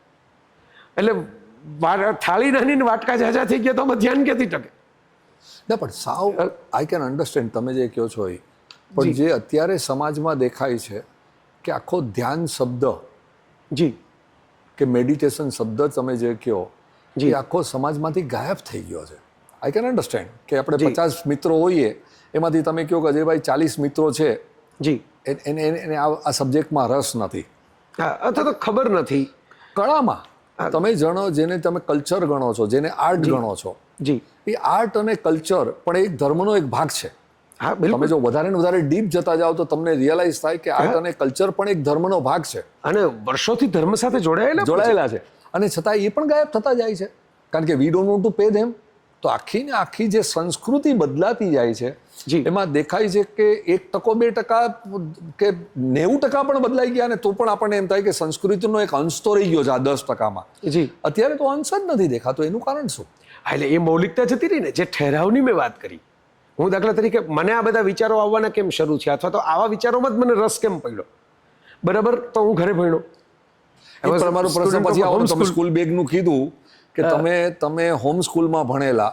હા, એટલે એને કારણે મારું વાંચન જરા જુદા પ્રકારનું થયું, યાત્રા જુદા પ્રકારની થઈ. એને કારણે કેટલો કોન્ફિડન્સ પણ જુદા પ્રકારનો આવ્યો કે મને એવી સંકોચ ન થાય કે ભાઈ આજે અજયભાઈ યાર ઇન્ટરવ્યુ દેવાનો છે તો હું અજયભાઈને પહેલા ફોન કરીને પૂછું કે ભાઈ ડ્રેસ કોડ શું છે, આ શું છે. હું એમ કહું કે હું જે રોજ પહેરું છું એ જ પહેરીને જતો રહીશ. ડ્રેસ કોડ જવા દો. મારી અનુભૂતિ છે કે મોટા મોટા સંતજનોની સાથે જ્યારે હું વાર્તાલાપ કરવાનું નક્કી થાય ને, એટલે પહેલો ફોન શું આવે ખબર છે? કે જરા પ્રશ્નો શું પૂછવાના છે એ મોકલાવશો. એટલે આ ઘરે ભણવાનો ફાયદો એ છે કે પેલું આઈએમપી તૈયાર કરવાના એક્ઝામ માટે એ સિસ્ટમ જ ન હોય ને, બધું વાંચવાનું. પેલું તો શું એક પરીક્ષામાં પૂછાય ને એ પહેલા તૈયારી કરવાની. 100 માર્કના પેપરમાંથી 90 માર્ક છે ઓપ્શનમાં જે નીકળવું હતું ઓપ્શનમાં, કારણ આપણે ઓપ્શનમાં કંઈ કાઢ્યું જ નથી, એટલે નથી કાઢ્યું એનો ફાયદો થાય છે. પણ ફરી મારો પ્રશ્ન આવે છે, ધ્યાન લુપ્ત કેવી રીતે થવા માંડે? એટલે મેં જે 2-4 દુનિયાવી કારણો આપ્યા એ ઉપરાંત એક મહત્વનું કારણ આ પણ છે કે માનસિક ઠેરાવ છે કે જોઈએ, માનસિક શાંતિ ધ્યાન કરવા માટેની, એ જ માણસ પાસે ઓછામાં ઓછો થઈ ગયો છે. પણ માણસ એટલો બધો અલગ અલગ મોરચે લડી રહ્યો છે. પણ 5%, 2%, 7%, 1%, તમે ગમે તે ટકા મૂકો ઓછા, એ માણસે એટલું તો સમજાય છે કે મને જો માનસિક શાંતિ લેવી હશે જી તો મારે ધ્યાનનો અભ્યાસ કરવો જ પડશે. પણ એમાં હું આઈ બેક ટુ ડિફર. હા, એટલા માટે કે દાખલા તરીકે મને એવી માનસિક અશાંતિઓ નથી, ટેમ્પરરી થઈ હોય એ અલગ વાત છે. માતા પિતાનું અવસાન થયું હોય તો આપણે એટલા સમય પૂરતા અશાંત હોય, પણ એવી માનસિક શાંતિ માટે ધ્યાન જોઈએ ને, એ તો પાછું ઓલું મોક્ષ મેળવવા માટે આપણે બધું છોડવું પડે એના જેવી વાત થઈ. જયભાઈ, મારી અનુભવ થોડો જુદો છે. મારા માસ્વામી હતા જી, એને જિંદગીમાં ક્યારેય ધ્યાન નહોતું કર્યું, યોગા નહોતા. મેં નથી કર્યું. તો તમારી વાત સાચી છે, મેં અત્યાર સુધી જિંદગીમાં કોઈ નથી કર્યું. પણ એનું કારણ છે કે there are very few people જી કે જે એવા બ્લેસ્ડ હોય છે કે કાં તો જન્મથી જેને આપણે કહીએ જેનેટિકલી એ લોકોમાં આવેલું હોય છે, અથવા તો ફેમિલી વાતાવરણ એવું મળી ગયું હોય છે. બહુ નસીબવાળા હોય છે જી, કે જે નસીબવાળા હોય છે કે જે પોતાના સ્વના ભાવમાં રહી શકે, એ સ્વભાવ જે આપણે કહીએ છીએ, બરાબર છે. પણ 99.99% માણસોને પ્રયત્ન કરવો પડે છે. ઘણા વ્યક્તિને તમે જુઓ જેનેટિકલી હેલ્થ એટલી સારી હોય કે એને જીવનમાં જે પણ ખાય ગમે તે કરે બધું પચી જાય અને એની હેલ્થને કાંઈ પ્રોબ્લેમ. એટલે આપણે એનું એક્ઝામ્પલ લઈને કહીએ, પ્રોબેબલી તમારું એક્ઝામ્પલ જે મેં થોડું ઘણું સ્ટડી કર્યું ને, હું તમારી પાછળ 6 મહિનાથી શું કરવા હતો, બરાબર, એઝ ઇફ ધેટ હું યંગ એજમાં કોઈ ગર્લને ચેઝ કરતો ને એમ તમને ચેઝ કરી રહ્યો હતો. તમે સમજી લો. કારણ કે એ જે તમારા વિચારો મેં મુંબઈ સમાચારની કોલમમાં વાંચેલા, it was so impressive for me. કારણ કે મારા વિચારો એ ટાઈપના છે. મારા પ્રશ્નો પરથી તમને ખ્યાલ આવશે કે મારા વિચારો એ ટાઈપના છે. બિલકુલ. એટલે રેઝોનન્સ કહે ને, જેને આપણે એકબીજાની સંવાદિતા છે. પણ જે સમાજનો મોટા ભાગના વ્યક્તિઓ છે જેણે ભગવાન મહાવીરનું તો બધી જ જગ્યાએ આવે છે કે 12.5 વર્ષ સુધી એક જ જગ્યાએ ઊભા રહીને એણે ધ્યાન કરેલું છે. જી, આજે મને એક જૈન સંતનું નામ આપો, એક જૈન સંતનું નામ આપો. જી, મારી ધ્યાનમાં તો કોઈ નથી. સ્થાનકવાસી, દેરાવાસી, તેરાપંથી, દિગંબર, એક જૈન સંત આપો કે જે ફક્ત ને ફક્ત ધ્યાન કદાચ એકાદ મને નામ છે, શિવ મુનિ કરીને છે, બરાબર. એ કન્ટિન્યુઅસલી ધ્યાનની વાત કરતા હોય છે, પણ એટલે પોતાની રીતે કરતા હશે. જેમ બાબા રામદેવ કહે છે કે હું તો 20 વર્ષ હિમાલયમાં હતો, પછી મેં કંપની શરૂ કરી, પણ કંપનીમાં બધું ક્યાંય હિમાલય દેખાતો નથી. લઈ જવા દો. હવે મારો છેલ્લો 2 પ્રશ્ન છે. પણ તમારા પ્રશ્નનો એક વાત જે અધૂરી રહી ગઈ હું પૂરી કરી દઉં કે એ વાત તમારી સાચી, એ હું સ્વીકારી લઉં છું કે ભાઈ મારા જેવા માણસો અપવાદ હશે કે જે નથી કરતા છતાં મારા હિસાબે અશાંતિ નથી થતી. પણ હું એ પણ કહું કે એવું પણ બની શકે ને કે ઘણા લોકો પોતાનું કામ સરસ રીતે કરતા હોય, એમાં એને ધ્યાનની આધ્યાત્મિક અનુભૂતિ ન થતી હોય પણ શાંતિ મળી જતી હોય. નહીં, પણ તમને એટલે એક ચિત્તે કામ કરતા હોય, એકાગ્ર ચિત્તે. તમારી વાત સાચી છે, પણ તમને એનામાં જે સ્વભાવ શુદ્ધિ અને ચિત્ત શુદ્ધિ આવવી જોઈએ ને, એ દેખાય કે આનામાં સ્વભાવ શુદ્ધિ છે. જેમ તમે કહો કે મેં જોયું છે કે યોગાચાર્ય BK સાયંગર હતા, જી, એને ગુસ્સો આવતો, જી, પણ એ ગુસ્સો ક્ષણિક હતો, એમાં વેરઝેર નહોતું. બરાબર છે. ક્ષણિક આવી જાય હા, કે આમ કહી દે એ ક્યાં કર રહા હે. એટલે હું તો ઘણીવાર એવું માનું જ છું કે પરમાત્માએ બનાવેલી દરેક લાગણીઓ ક્યાંક તો વ્યક્ત થવાની. બરાબર છે. એ વાસના હોય, એ ગુસ્સો હોય, કારણ કે એ તો બનાવેલી જ કુદરતે છે. બરાબર છે. હવે કુદરતની વિરુદ્ધમાં તમે જઈ નહીં શકો કે આને હું ડિલીટ કરી દઉં. પણ એમાંથી જે પકડીને જે કહીએ ને કે આપણે જે હું કહું કે મારે તમારે મતભેદ થઈ ગયો, જી, તો એ મતભેદને ઇમિડિયેટલી હું 1 સેકન્ડમાં મનભેદમાં કન્વર્ટ કરી નાખીશ કે હવે તો જયભાઈને બતાવી દઉં. હા, એ ઈગો હર્ટ થઈ ઈગો હર્ટ થઈ ગયો, હવે તો બતાવી દઉં. ઓકે. અને 25 વર્ષે પણ જો મને કોઈ કહે કે જયભાઈને તકલીફમાં છે, તો 25 વર્ષે નાનકડી બનેલી વસ્તુ હોય તો કે એ તો એ જ લાગનો હતો. આપણે જોયું છે આપણી લાઈફ, મેં તો મારી લાઈફમાં જોયું છે કે મને મહાસ્વામી નહોતા મળ્યા ત્યાં લોકો મિચ્છામી દુક્કડમને મેસેજ કરે પણ ખરેખર કોઈને ક્ષમા નથી કરી શકતા. પણ હું માનું છું આજે છેલ્લા 15, 17, 20 વર્ષથી ધ્યાન કર્યા બાદ કે ખરેખર જો આપણા સમાજમાં જી એ ધ્યાનનો કોન્સેપ્ટ પાછો ઇન્ટ્રોડ્યુસ કરવામાં આવે, જી, તો આપણે જે 2 શબ્દ બહુ મૂળભૂત શબ્દ કીધા, દંભ અને ભય, એ બંનેને ધીમે ધીમે સરસ. તો હું એમાં કોઈ દલીલ નહીં કરું. આ કેવી વાત છે કે ભાઈ મારા કંઈ દરેક વિષયની અંદર મને મારી અનુભૂતિઓ પૂરતી હું કહી શકું કે મારો અનુભવ છે, મારો અનુભવ નથી. પણ દરેક માણસ આજે ક્વોન્ટમ ફિઝિક્સની કોઈક વાત સાયન્ટિસ્ટ આવીને મારી સામે કરે તો હું એમ કહું કે મને તો કંઈ ક્વોન્ટમ ફિઝિક્સ દેખાતું નથી, મારે તો આ દેખાય છે, જો આ વસ્તુને હું પકડી શકું છું, મને આ દેખાય છે કે જો મારા હાથથી આમ જોઈ શકું છું, આ મારી આંખથી જોઈ શકું છું. તો ક્વોન્ટમ ફિઝિક્સ તો નરી આંખે ન દેખાતું સાયન્સ છે. તો એમ કહી શકે ને એક રબુજભાઈ એમ કહી શકે કે ભાઈ તમને અહીંથી રાજકોટ નથી દેખાતું, એનો અર્થ એવો થોડો છે કે રાજકોટ છે નહીં. બરાબર છે. આ ઘરમાં બેસીને રાજકોટ નથી જોઈ શકાતા આપણું, પણ રાજકોટ તો છે, હું હમણાં જ ત્યાંથી આવ્યો. એટલે હું એવું માનું જ છું કે બધા જ મારા અનુભવો આજ સાચી ધર્મવૃત્તિ છે કે બધું જ સત્ય મારી પાસે હોય એવું માનીને તમે જીવશો તો એ અહંકાર લઈ આવશે. તો કેટલુંક સત્ય એવું પણ હશે કે જે આપણા કરતાં વધુ લાયક વ્યક્તિઓ પાસે હશે. આજે તમે ધ્યાનમાં મારા કરતાં અનેક ગણું વધારે ખેડાણ કર્યું હોય તો મારે તમારી પાસેથી 2 વાત શીખવી જોઈએ કે તમારું ધ્યાનમાં શું વાત છે. મારે એમ ન કહેવાય કે હું નથી માનતો એટલે આ વાત હોય જ નહીં.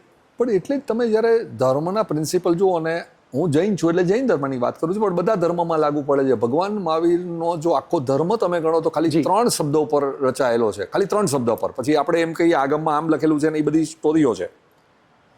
અહિંસા, અપરિગ્રહ અને અનેકાંતવાદ. જે અનેકાંતવાદની ક્યારથી તમે વાત કરી રહ્યા છો. બિલકુલ બરાબર છે.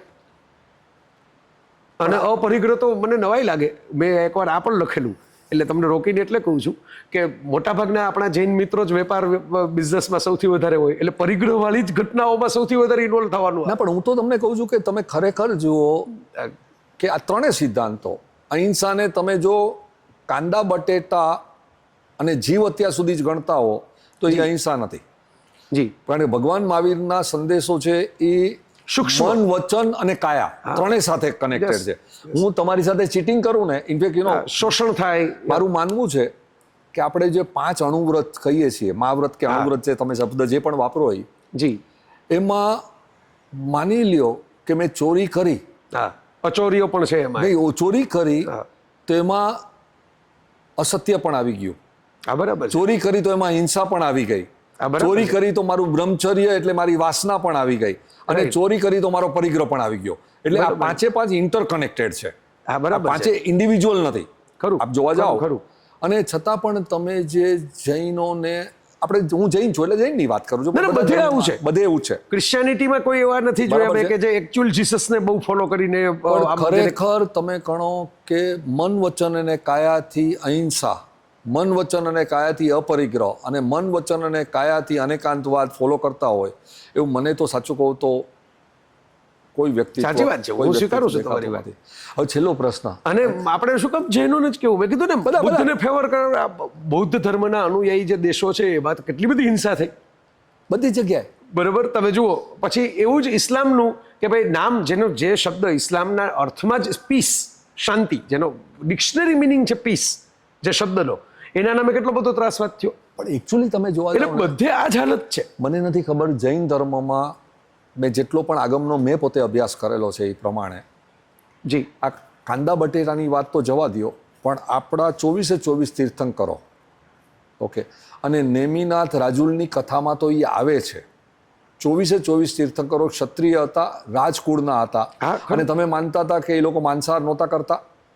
હું નથી કરતો, એ જુદી વસ્તુ છે. બરાબર. અને નેમી અને રાજુલની કથામાં તો આવે છે કે એના લગ્ન વખતે એ હિંસા કરવા માટે રાખેલો હતો, એની ચિચિયારી સાંભળીને હા એમને પેલું અંદરથી થયું, એમને અંદરથી થયું. તો આજે જે આ પ્રિન્સિપલો એટલે આપણે મૃગયા અને એવી બધી ઘણા સંસ્કૃત સાહિત્યના રેફરન્સ રામાયણ મહાભારતમાં છે, પણ હું જુદી રીતે કહું, હું જે સમજો છું ને આ વાતોને, કોઈ પણ ધર્મના ત્રિસત્યો હોય છે, 3 સત્યો.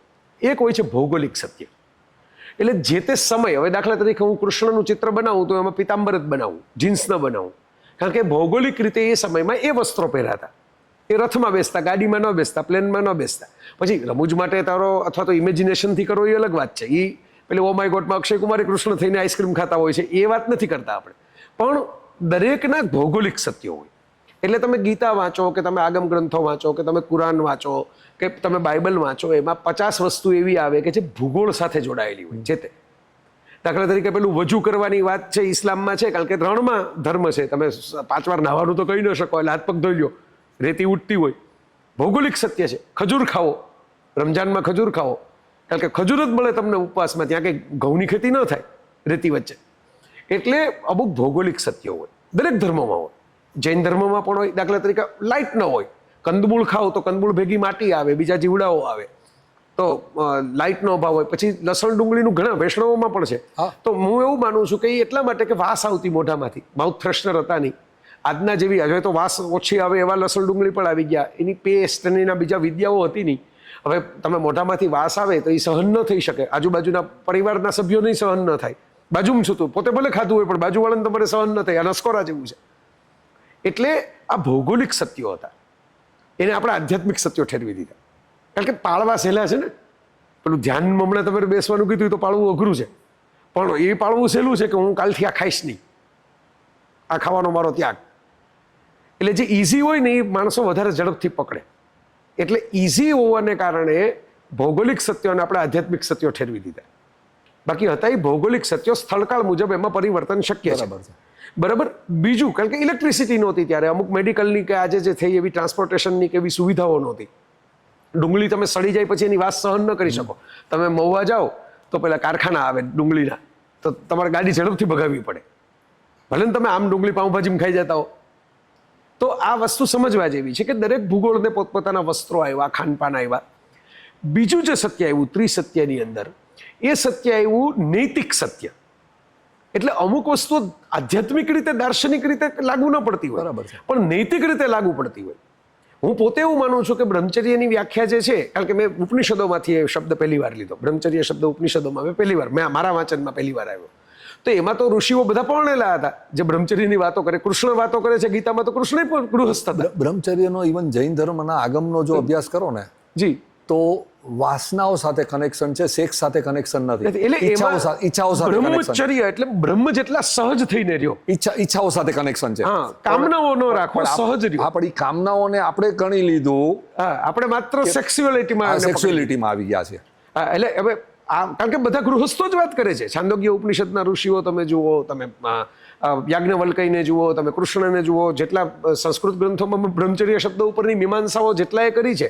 હા, જેણે લગ્ન નહોતા કર્યા એવા વાત્સા એને કામસૂત્ર લખ્યું છે, અને જેમણે લગ્ન કર્યા એ લોકોએ બ્રહ્મચર્ય મીમાંસા કરી છે. એટલે એવું છે કે સહજ જેટલું રહ્યો, જેટલું મને ભૂખ લાગી હોય તો ખાવું, સાદી ભાષામાં સમજાવવું હોય ને કોઈને, બરાબર છે. ભૂખ વગરનું ખાવું નહીં, ભલે ગમે એટલા પકવાન મફત હોય. આપણે ઘણી વાર કોકના લગ્નમાં જાય ને એમ થાય કે આ તો આલું બીજી વાર તો હવે જવા મળશે નહીં, મુકેશ અંબાણીએ બોલાવ્યા છે એટલે તૂટી જ પડો. હા, તો એ બ્રહ્મચર્ય ભંગ થઈ ગયું ત્યાં.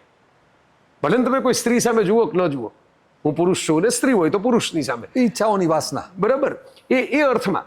એટલે નૈતિક આચરણ માટે કેટલીક જે વસ્તુ આવી નૈતિક સત્યો હતા. હવે નૈતિક સત્યો એ કાયદાઓ જેવું છે, એ સમયાંતરે બદલાય. કાયદાઓમાં જેમ અમુક છૂટછાટો આવી ને 1947માં જે કાયદાઓ હતા એ આજે નથી રહ્યા. બરાબર. હવે ઘોડાગાડીનો કાયદો તમે બનાવીને રાખ્યો હોય તો મુંબઈમાં ઘોડાગાડી તો બંધ થઈ ગઈ.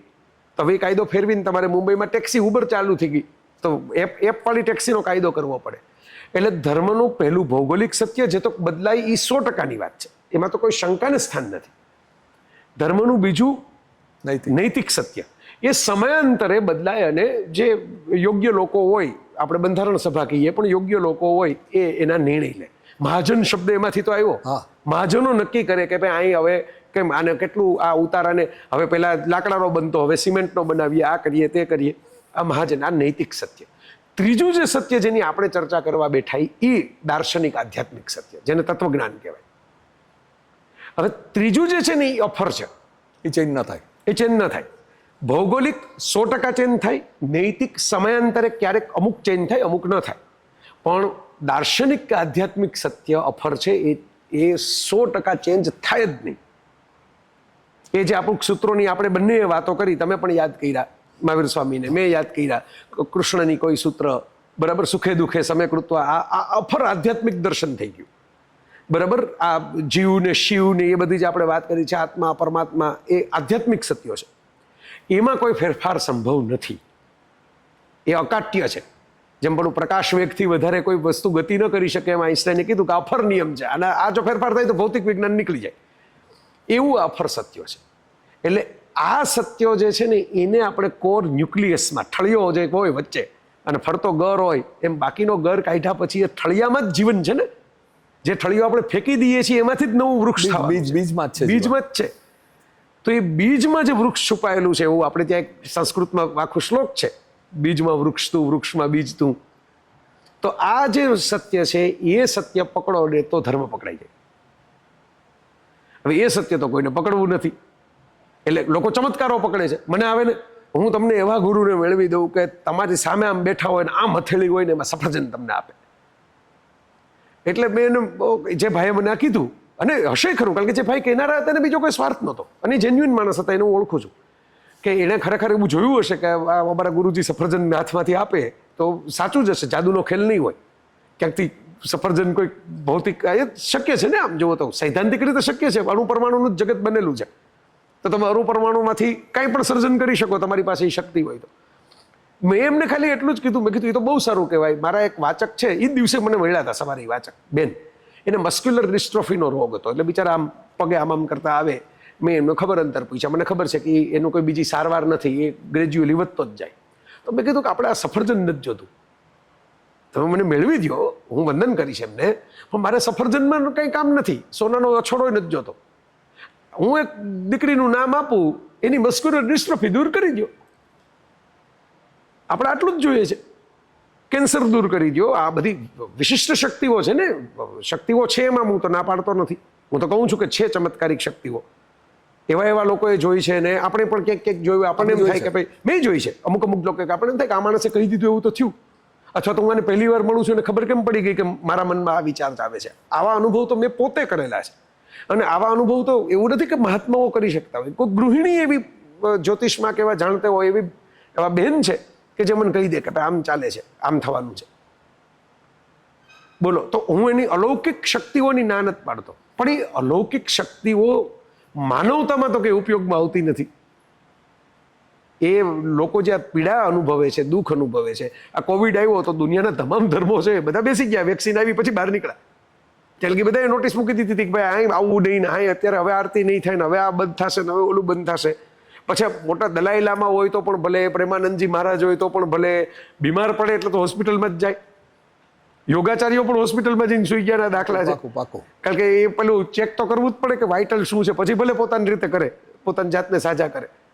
એટલે આ બધી વસ્તુઓ તો હું માનું છું કે ભાઈ વિજ્ઞાન એક ચમત્કાર છે, તમે આટલા ચમત્કારી છો છતાંય તમારે છેલ્લે તો હોસ્પિટલના બિછાને સૂવું પડ્યું ને.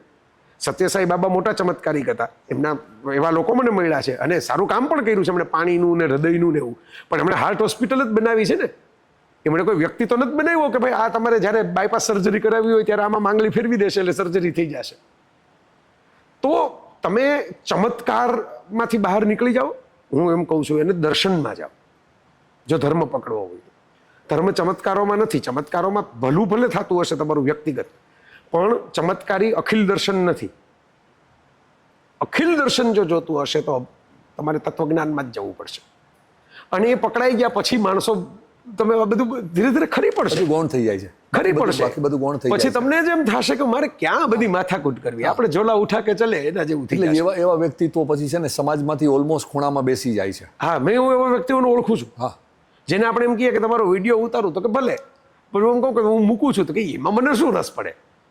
તમે વિડીયો ઉતારો તો ઉતારો, ન ઉતારો તો ન ઉતારો, આ મારે શું. મેં એમને એવું કીધું છે, એવી વ્યક્તિ એક છે, એક શિહોરમાં એક સાધુ છે, તો મેં કીધું એમને કિડનીની બીમારી હતી, તો મને કહે કે દેખો ये खोखा है, ये मैं समझ गया इसलिए तो साधु हुआ कि शरीर नहीं है, खोखा है. अब इसको मैं परमात्मा ने दिया है, परमात्मा को लेना होगा तो ले लेगा, अब मुझे कोई उसमें कोई करवाना नहीं है. એટલે હું એમ કહું કે ના ના, પણ તમે થોડીક હેલ્થ ચેકઅપ તો કરાવી લ્યો. તમારો વિદ્વાન માણસ છો, હોશિયાર છો, 10 વસ્તુઓ તમે કહો છો સમજીને, તો તમે સારી રીતે જીવો. तो कहे नहीं नहीं वो ऊपर वाला देखेगा, मेरी श्रद्धा है कि उसने दिया है, जहाँ तक काम लेना है तब तक लेगा. आवा माणसो મેં જોયા છે. મેં એવા લોકો જોયા છે. રમણલાલ સોની અહીં મુંબઈ આવ્યા હતા વર્ષો પહેલા, મને તો છેલ્લી અવસ્થામાં મળ્યા. અને એમના એના બ્રિટિશ ડૉક્ટર, ત્યારે તો ગુલામ ભારત હતું, બ્રિટિશ ડૉક્ટરે એમની આંખ જોઈને કીધું કે તમારી આંખ ચાલશે નહીં, તમે 2 થી 5 વર્ષમાં અંધ થઈ જવાના છો, આંખની નસો સુકાઈ રહી છે. અને ત્યારે તો એવા કે ઈલાજ હતા પણ નહીં. ટ્રેનમાં જતા જતા એમના અપઘાતના વિચાર આવે. એમણે કહ્યું કે ભાઈ હવે મારો કુટુંબ, બાળકો નાના, શિક્ષકનું કામ ભણાવવાનું, તો કે આંખ વગર તો ભણાવવાનું કામ તો પૈસા કોણ આપશે, કે વાડી વજીફા તો છે નહીં, એટલે મરી જવાના વિચાર આવે. પછી એમને ઓળી અંદરથી એમ થયું કે ભાઈ આંખ મારી ક્યાં છે, આંખ તો હું જેને જોતો નથી એવા કોકની છે, જે મને આ આંખે દેખાતો નથી. એટલે કે કોઈ મંદિરમાં જઈને, કોઈ જગ્યાએ જઈને, કોઈ નદી કિનારે બેસીને, એમ નહીં, ટ્રેનમાં બેઠા બેઠા મેં મનોમન એમ પ્રાર્થના કરી કે ભાઈ આ આંખ પાસેથી કંઈ સારું કામ લેવાનું હોય તો આ આંખને જ્યાં લગી કામ હોય ત્યાં લગી ચાલુ રાખજો, અને જો ન લેવાનું હોય તો આંખ તો તમારી છે, મારી હું કહું છું પણ મારી ખરેખર છે નહીં, તો આંખ મારી લઈ લેજો. આ વાત કરતી વખતે આ પ્રશ્ન જ મેં એટલે પૂછ્યો કે 98 વર્ષની ઉંમરે એમની આંખોનું તેજ ઓછું થયું ને, એટલે એ ફૂટપટ્ટી રાખીને લખતા હતા કે પેલા અક્ષરો દેખાય નહીં પણ લખાણમાં સીધી લીટી જ આવી જોઈએ, એટલે ફૂટપટ્ટી ઉપર લખતા હતા. એનો મેં સવાલ પૂછ્યો એમની ઘરે, મેં આ દ્રશ્ય જોયું. એમાંથી એમણે વાત કરી કે એ પછી મારી આંખ જે 2 વર્ષમાં જતી રહેવાની હતી, બ્રિટિશ ડૉક્ટરના કહેવા મુજબ, એ 97 વર્ષ લગી રહી. 97 વર્ષે તેનું કંઈ બીજું કામ હતું જ નહીં, એટલે પછી આમ તો જવાની હતી એટલે વહેલી ગઈ કે બાકી તો હું જવાનો, હવે તો મારો વારો આવશે કે. અને 99 વર્ષે એ પોતે ગુજરી ગયા, એની 1 વર્ષ પછી. આપણે એક છેલ્લા પ્રશ્ન બાજુ જોઈએ. આપણે શરૂઆત કરી અને તમે કીધું જીવનનો હેતુ છે સચ્ચિત આનંદ. જી, મારા હિસાબે પણ જીવન એક ઉત્સવ છે, ઇટ્સ અ સેલિબ્રેશન. જી, ઓકે. અને જ્યારે આપણે બીજાને દુઃખ આપીએ છીએ ને ત્યારે આપણું સેલિબ્રેશન અટકી જાય છે, આપણે જ દુઃખી બની જઈએ છીએ. અને છતાં પણ મોટાભાગના ધર્મોમાં ત્યાગ, સંયમ અને વૈરાગ્ય પર વધારે પડતું મહત્વ આપવામાં આવેલું છે. જી, સેલિબ્રેશન પર આપવું જોઈએ, ઉત્સવ પર આપવું જોઈએ. ખરું કે આ એક અવિરત આનંદની ક્ષણ છે, એક અવિરત આનંદ, જેને તમે કહો ને ટુકડે ટુકડે નહીં, પણ એક અવિરત આનંદ તમને મળતો રહે. ખરું ખરું ખરું. તો એનું કારણ શું? મને એવું લાગે છે કે લોકો અરસિક બહુ છે. કારણ શું? પણ ધર્મમાં એ જ ધર્મમાં ગયેલા લોકો અરસિક બહુ છે. એ લોકો શુષ્કતાને કારણે ધર્મના માર્ગે જતા રહ્યા છે. એ લોકો પૂર્ણતાને કારણે ધર્મના માર્ગે નથી ગયા. પૂર્ણતાને કારણે જે ધર્મ માર્ગે ગયો હોય તો રસિક હોય તો મોરપીછ ધારણ કરીને નૃત્ય કરે. પણ એ જે છે, જે ક્રિયાને કારણે ગયા છે, આમાં મારા ખ્યાલથી ધર્મના માર્ગે ગયા છે કે નથી ગયા મને નથી સમજાતું. એ વાત સાચી છે તમારી. ધર્મનો માર્ગ કેવો કે કેવી એક પ્રશ્ન. ધર્મનો માર્ગ ક્યાંથી આવી ગયો? ક્રિયા છે એ કઈ ધર્મનો માર્ગ નથી. પણ શુષ્ક બહુ છે. આ મેં જોયું, શુષ્ક. એને બહુ જાજી કવિતાની વાતો ખબર નથી પડતી. પછી આમ સાહિત્યમાં શબ્દ રમત એ એમને સાહિત્ય ગણે છે. બરાબર, આપણે પૂર્વગ્રહો ઉપગ્રહો છોડીએ છીએ પણ પૂર્વગ્રહો છોડતા નથી. આ સારું વાક્ય છે, ખરાબ નથી. હું એમ નથી કહેતો કે વાક્ય ખરાબ. આવી રમત તો હું કરી દઉં. મુક્ત મને હસી નથી શકતા. હા, હસી નથી શકતા, બહુ સાચી વાત તો છે. મને હસી નથી શકતા. અને હું તમને એક કહું, નામ નથી લેવું આપણે વિડીયો પર જઈએ એટલે, પણ એક બહુ જ નામી અને મોટા સંત હું એકલો મળું તો ખડખડાટ હસે ને મને તાળીઓ પણ આપે, આમ લ્યો તાળી અજયભાઈ. તો મેં એને એકવાર કીધું કે સાહેબજી તમારું આ એક જુદું સ્વરૂપ છે અને તમે અહીંયા આગળ બહાર તમારી શિષ્યાઓ બેઠી હોય અને ત્યારે તમારું સ્વરૂપ ફરી જાય છે. અરે અજયભાઈ ત્યાં હું ગુરુ છું, હું તમારી સાથે થોડી ગુરુ છું. આ જવાબ સાંભળી લોકાપવાદ જેવું એક શબ્દ છે, લોકાપવાદ. લોકો છે એ મારી ટીકા કરે એનું. પણ આ સિમ્પલ વસ્તુ છે કે સંતોષી નર સદા સુખી. જી, મેં એવા માણસોને જોયા છે જેના ખિસ્સામાં કાંઈ નથી હોતું, કાંઈ નથી હોતું. અને માની લ્યો કે ગરીબ હોય, એકદમ ગરીબ હોય, અને તમે એને કાચ ખોલી, મારા માસ્વામી મને શીખવાડેલું હું કરું છું, કાચ ખોલી અને 500 રૂપિયાની નોટ આપીને ખાલી એટલું વાક્ય બોલું, બેટા આજ શામ કો અચ્છા ખાના ખાના. આમાં કંઈ વધારે તો કોઈ નથી, કોઈ મોટું આપી દીધું. અને એના મોઢા પર જે ઉત્સવની ચમક આવી જાય, એના ઘરમાં એ દિવસે દિવાળી આવી જાય, એ જોઈને આપણને એવો આનંદ આવે. અને કોઈને તમે જુઓ તો ત્યાગ, સંયમ અને પરિગ્રહની વાતો કરતા પણ ત્યાગમાં તો મારો એક વિડીયો છે જેની બહુ ચર્ચા થઈ હતી, મેં જેનું શીર્ષક આપેલું સંસાર છોડી દીધા પછીનો સવાયો સંસાર. આપણે તો એટલે ત્યાગ તો ઘણા લોકો તો ત્યાગની વાતો જ એટલે કરે છે કે તમારી પાસે જે તમારી મહેનતની કમાણીનું ધન છે એ તમે ડાયરેક્ટ અમને આપી દો. ઓકે. એટલે ત્યાગ અમે એટલા માટે કહીએ છીએ કે અમને ફાયદો થાય, અમારું ઇન્સ્ટિટ્યૂટ મજબૂત થાય, અમારી પાસે સારી જમીનો આવે, વધારે મોટી મોટી રૂમો બને.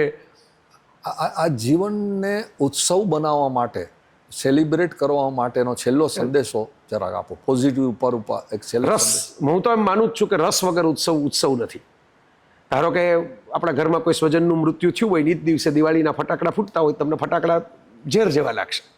શું કામ? કારણ કે તમારો રસ એ દિવસે નથી, કારણ કે તમે પેલી મૃતદેહ પાસે બેઠા છો, તમે હોસ્પિટલના પહેલામાં છો. એટલે તમારું કોઈ પણ સેલિબ્રેશન રસથી શરૂ થશે. જે ધર્મ તમને રસ વિરોધી બનાવે ને એ ધર્મથી નવગતના નમસ્કાર રાખવા. એટલે ધર્મગુરુથી. ધર્મ તો કોઈ બનાવતું નથી રસ વિરોધી, એવું મારું નિરીક્ષણ છે. જેને ધર્મના મૂળ તત્વોમાં તમે જાઓ તો કોઈ ધર્મ તમે કંઈ રસનો વિરોધી નથી, પણ ધર્મગુરુઓ બહુ રસના વિરોધી છે. એટલે આપણે એનાથી નવગતના, તમે હમણાં સરસ વાત બોલી કે જે હસી ન શકે એવા ગુરુઓનું શું કામ? ખડખડાટ હસી ન શકે. હા, તો તમે એનાથી એટલે આપણે બીજું કંઈ ન કરી શકીએ. એમ મોટા આત્માઓ છે, ભલે એમનું મોટી દુનિયામાં રહે, પણ આપણે એનાથી આઘાત તો રહી શકીએ ને. ના, પણ ઘણીવાર હું તમને કહું છું કે હું આ બધા સંતોની નજીક છું, માસ્વામીની પ્રેરણાને કારણે. તો એમને કહું કે જૈન ધર્મમાં અહિંસાના નામ ઉપર કે હિંસાના નામ ઉપર તાળીઓ પાડવાની મનાઈ છે. અને બીજી કેટલી હિંસાઓ જે કરીએ આપણે કસાઈથી, ક્રોધ, માન. અરે પણ જે ફંક્શનમાં તાળીઓ પાડવાનું, હું એવા ફંક્શનમાં ગયો છું જેમાં તાળીઓ પાડવાની મનાઈ હોય, એ જ ફંક્શનમાં લોકો સ્કૂટર, કાર, બસ કે ટ્રેનમાં જ જતા હોય છે. પગે ચાલીને તો આવનારા મેં જોયા નથી. એની અંદર નજીકના રહેતા હોય એની વાત નથી કરતો. જે દૂર દૂરથી આવતા હોય છે લોકો, એ કોઈ ધારો કે ભાવનગરથી આવતા હોય અને અમદાવાદમાં ફંક્શન હોય તો કંઈ ભાવનગરથી અમદાવાદ ચાલીને તો જતા નથી. શ્રાવકોની વાત કરું છું, ગૃહસ્થીઓની, શ્રાવકોની, યુવક યુવતીઓની. બરાબર. હવે એ તાળી ન પાડીને જે હિંસા બચાવે છે એનાથી અનેક ગણી તો ટાયરમાં જ થઈ ગઈ છે. ના, હું તો તમને પેટ્રોલમાં જ થઈ ગઈ છે. હું તો તમને કહું છું કે એ તો બાહ્ય હિંસા છે, પણ આંતરિક હિંસા છે, જે ક્રોધની હિંસા છે, જે અહંકારની હિંસા છે, જે લોભની હિંસા છે. જી, આ બધા જે કસાયો છે. એક જ છેલ્લો છે મારો પ્રશ્ન પાછો, કે ખરેખર મારે શરૂઆત કરવી હોય આજથી, બધું જ ભૂલી જવું છે મારું પાસ્ટનું, અને મારે તમે જે કીધું કે દમ છોડવો છે, મારે ભય છોડવો છે, આ બધું બોલવું સહેલું છે. રાઈટ. તો એક જ શબ્દ ઉપર માની લ્યો કે મને એમ લાગે કે મારે ચિંતન મંથન ને કન્ટેમ્પલેશન કરવું છે કન્ટિન્યુઅસ બેઝિસ પર, કે આને આ શબ્દને મારા જીવનમાં લઈ આવું. જેમ આપણે કઈ કૃતજ્ઞતા છે, સંતોષ છે, અનેકાંતવાદ છે. રાઈટ. તો જે ભાઈ આપણા વાચકોને કોઈ એવું ગાઈડન્સ આપશો કે આજથી તમારે જો શરૂઆત કરવી હોય સચ્ચિદાનંદ જીવન જીવવાની, ઓકે, તો કઈ રીતે કરી શકાય? જો એક તો જવાબ મેં આપ્યો કે જો ખરેખર આનંદમાં જ રસ હોય, એટલે સેલિબ્રેશન જ જોતું હોય તો રસિકતા એક શબ્દ છે. તમારે રસિકતા એટલે એવું નહીં કે કંઈ પેઇન્ટર થઈ જાઓ કે મ્યુઝિશિયન થઈ જાઓ, કે એ તો એક એનું ફોર્મ છે, પણ તમને રસ પડવો જોઈએ. If you are not interested in life, then life is not celebration. બાળકની જેમ. આ બાળકની જેમ. અને બીજો શબ્દ હું એ જ કહેવાનો હતો કે બીજો શબ્દ આ થયો સેલિબ્રેશન કરવી હોય લાઈફને. તો હવે કોઈ કેમ કહેશે કે મારે નથી જીવન, તમે કરો જીવન ઉત્સવ, મારે નથી કરવું જીવન ઉત્સવ, તો ઉદાસ તો નથી બનાવવું આપણે એનું જીવન. તો કહું કે મારે જીવનને સાર્થક બનાવવું છે, મિનિંગફુલ બનાવવું છે, અર્થસભર બનાવવું છે, ઉત્સવ નથી બનાવવું. બરાબર? તો એના માટેનો એક શબ્દ છે મારી પાસે, ઇનોસન્સ, ભોળપણ, સહજતા. એટલે એક જ શબ્દના અલગ અલગ કોનોટેશન્સ છે. બરાબર? પેલી રસિકતા, આ સહજતા. બરાબર? તમે એ સહજતાને પકડી રાખો એટલે આપોઆપ અર્થસભર થવા લાગશે બધું. બરાબર? તમારી ભોળપણને રાખશો એટલે પેલું નીકળી જશે, પેલું નાટક નીકળી જશે, નાટક નીકળી જશે. તમારે સહજ જ રહેવાનું છે ને. તમને ઊંઘ આવે તો તમારે કેવું પડે કે ભાઈ મને ઊંઘ આવે છે. તમારે કંઈક ગમતું હોય તો મને દાખલા તરીકે ફિલ્મો જોવી ગમે છે, તો મેં મારા લેખનમાં કે ભાઈ મારા વ્યાખ્યાનોમાં કંઈ છુપાયું નથી, તો મને ફાયદો છે એનો. તો તમારા જેવા બે મિત્રો પૂછે કે જો ફિલ્મો જોવા જવું છે તો અમે ભેગા આવીએ. બરાબર? છુપાયું હોત તો મારે એકલા જવું પડે, મૂર્ખો પહેરીને જવું પડે કે કોઈ મારું મોઢું ન જોઈ જાય. બરાબર છે, બરાબર. તો સહજ જેટલા રહેશો એટલું જીવન અર્થસભર થશે, સાર્થક થશે. અને જેટલા રસિક રહેશો એટલું જીવન આનંદી થશે, એટલું ઉત્સવમય થશે. Thank you very much Jaybhai, રાજકોટથી ખાસ વાર્તાલાપ માટે. મને તો મજા પડી ગઈ અજયભાઈ. મારે આઈ મસ્ટ સે તમને બોલતા રોકીને ઓન કેમેરા કે હું આવ્યો ત્યારે મને ખબર જ નહોતી, કારણ કે મેં પ્રશ્નો પૂછ્યા નહોતા. મને સામેથી પંકજભાઈ એટલું કીધું હતું કે ધર્મ ઉપર સંવાદ થવાનો છે. હું એવું માનતો નહોતો કે આ બધો સંવાદ થશે ધર્મ ઉપર.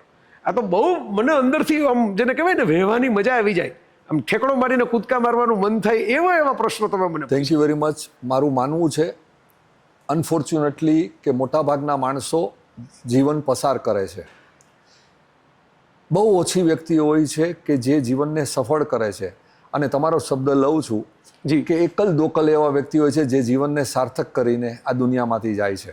જી. અને મને દેખાય છે કે કદાચ એ વ્યક્તિત્વમાંના એક મારી સામે બેઠા છે. અરે એ મા બાપના આશીર્વાદ ગણો, પરમાત્માની કૃપા ગણો. બાકી આવો ભાવ જે મનમાં આવે ને એમાંથી જ આપણે હમણાં જ શરૂ થઈ એવી અહંકારની યાત્રા શરૂ થાય છે કે આપણે બીજા કરતાં સ્પેશિયલ છીએ. એટલે ઘડવૈયા મારે ઠાકોરજી નથી થવું. Thank you so much. Thank you so much. Thank you.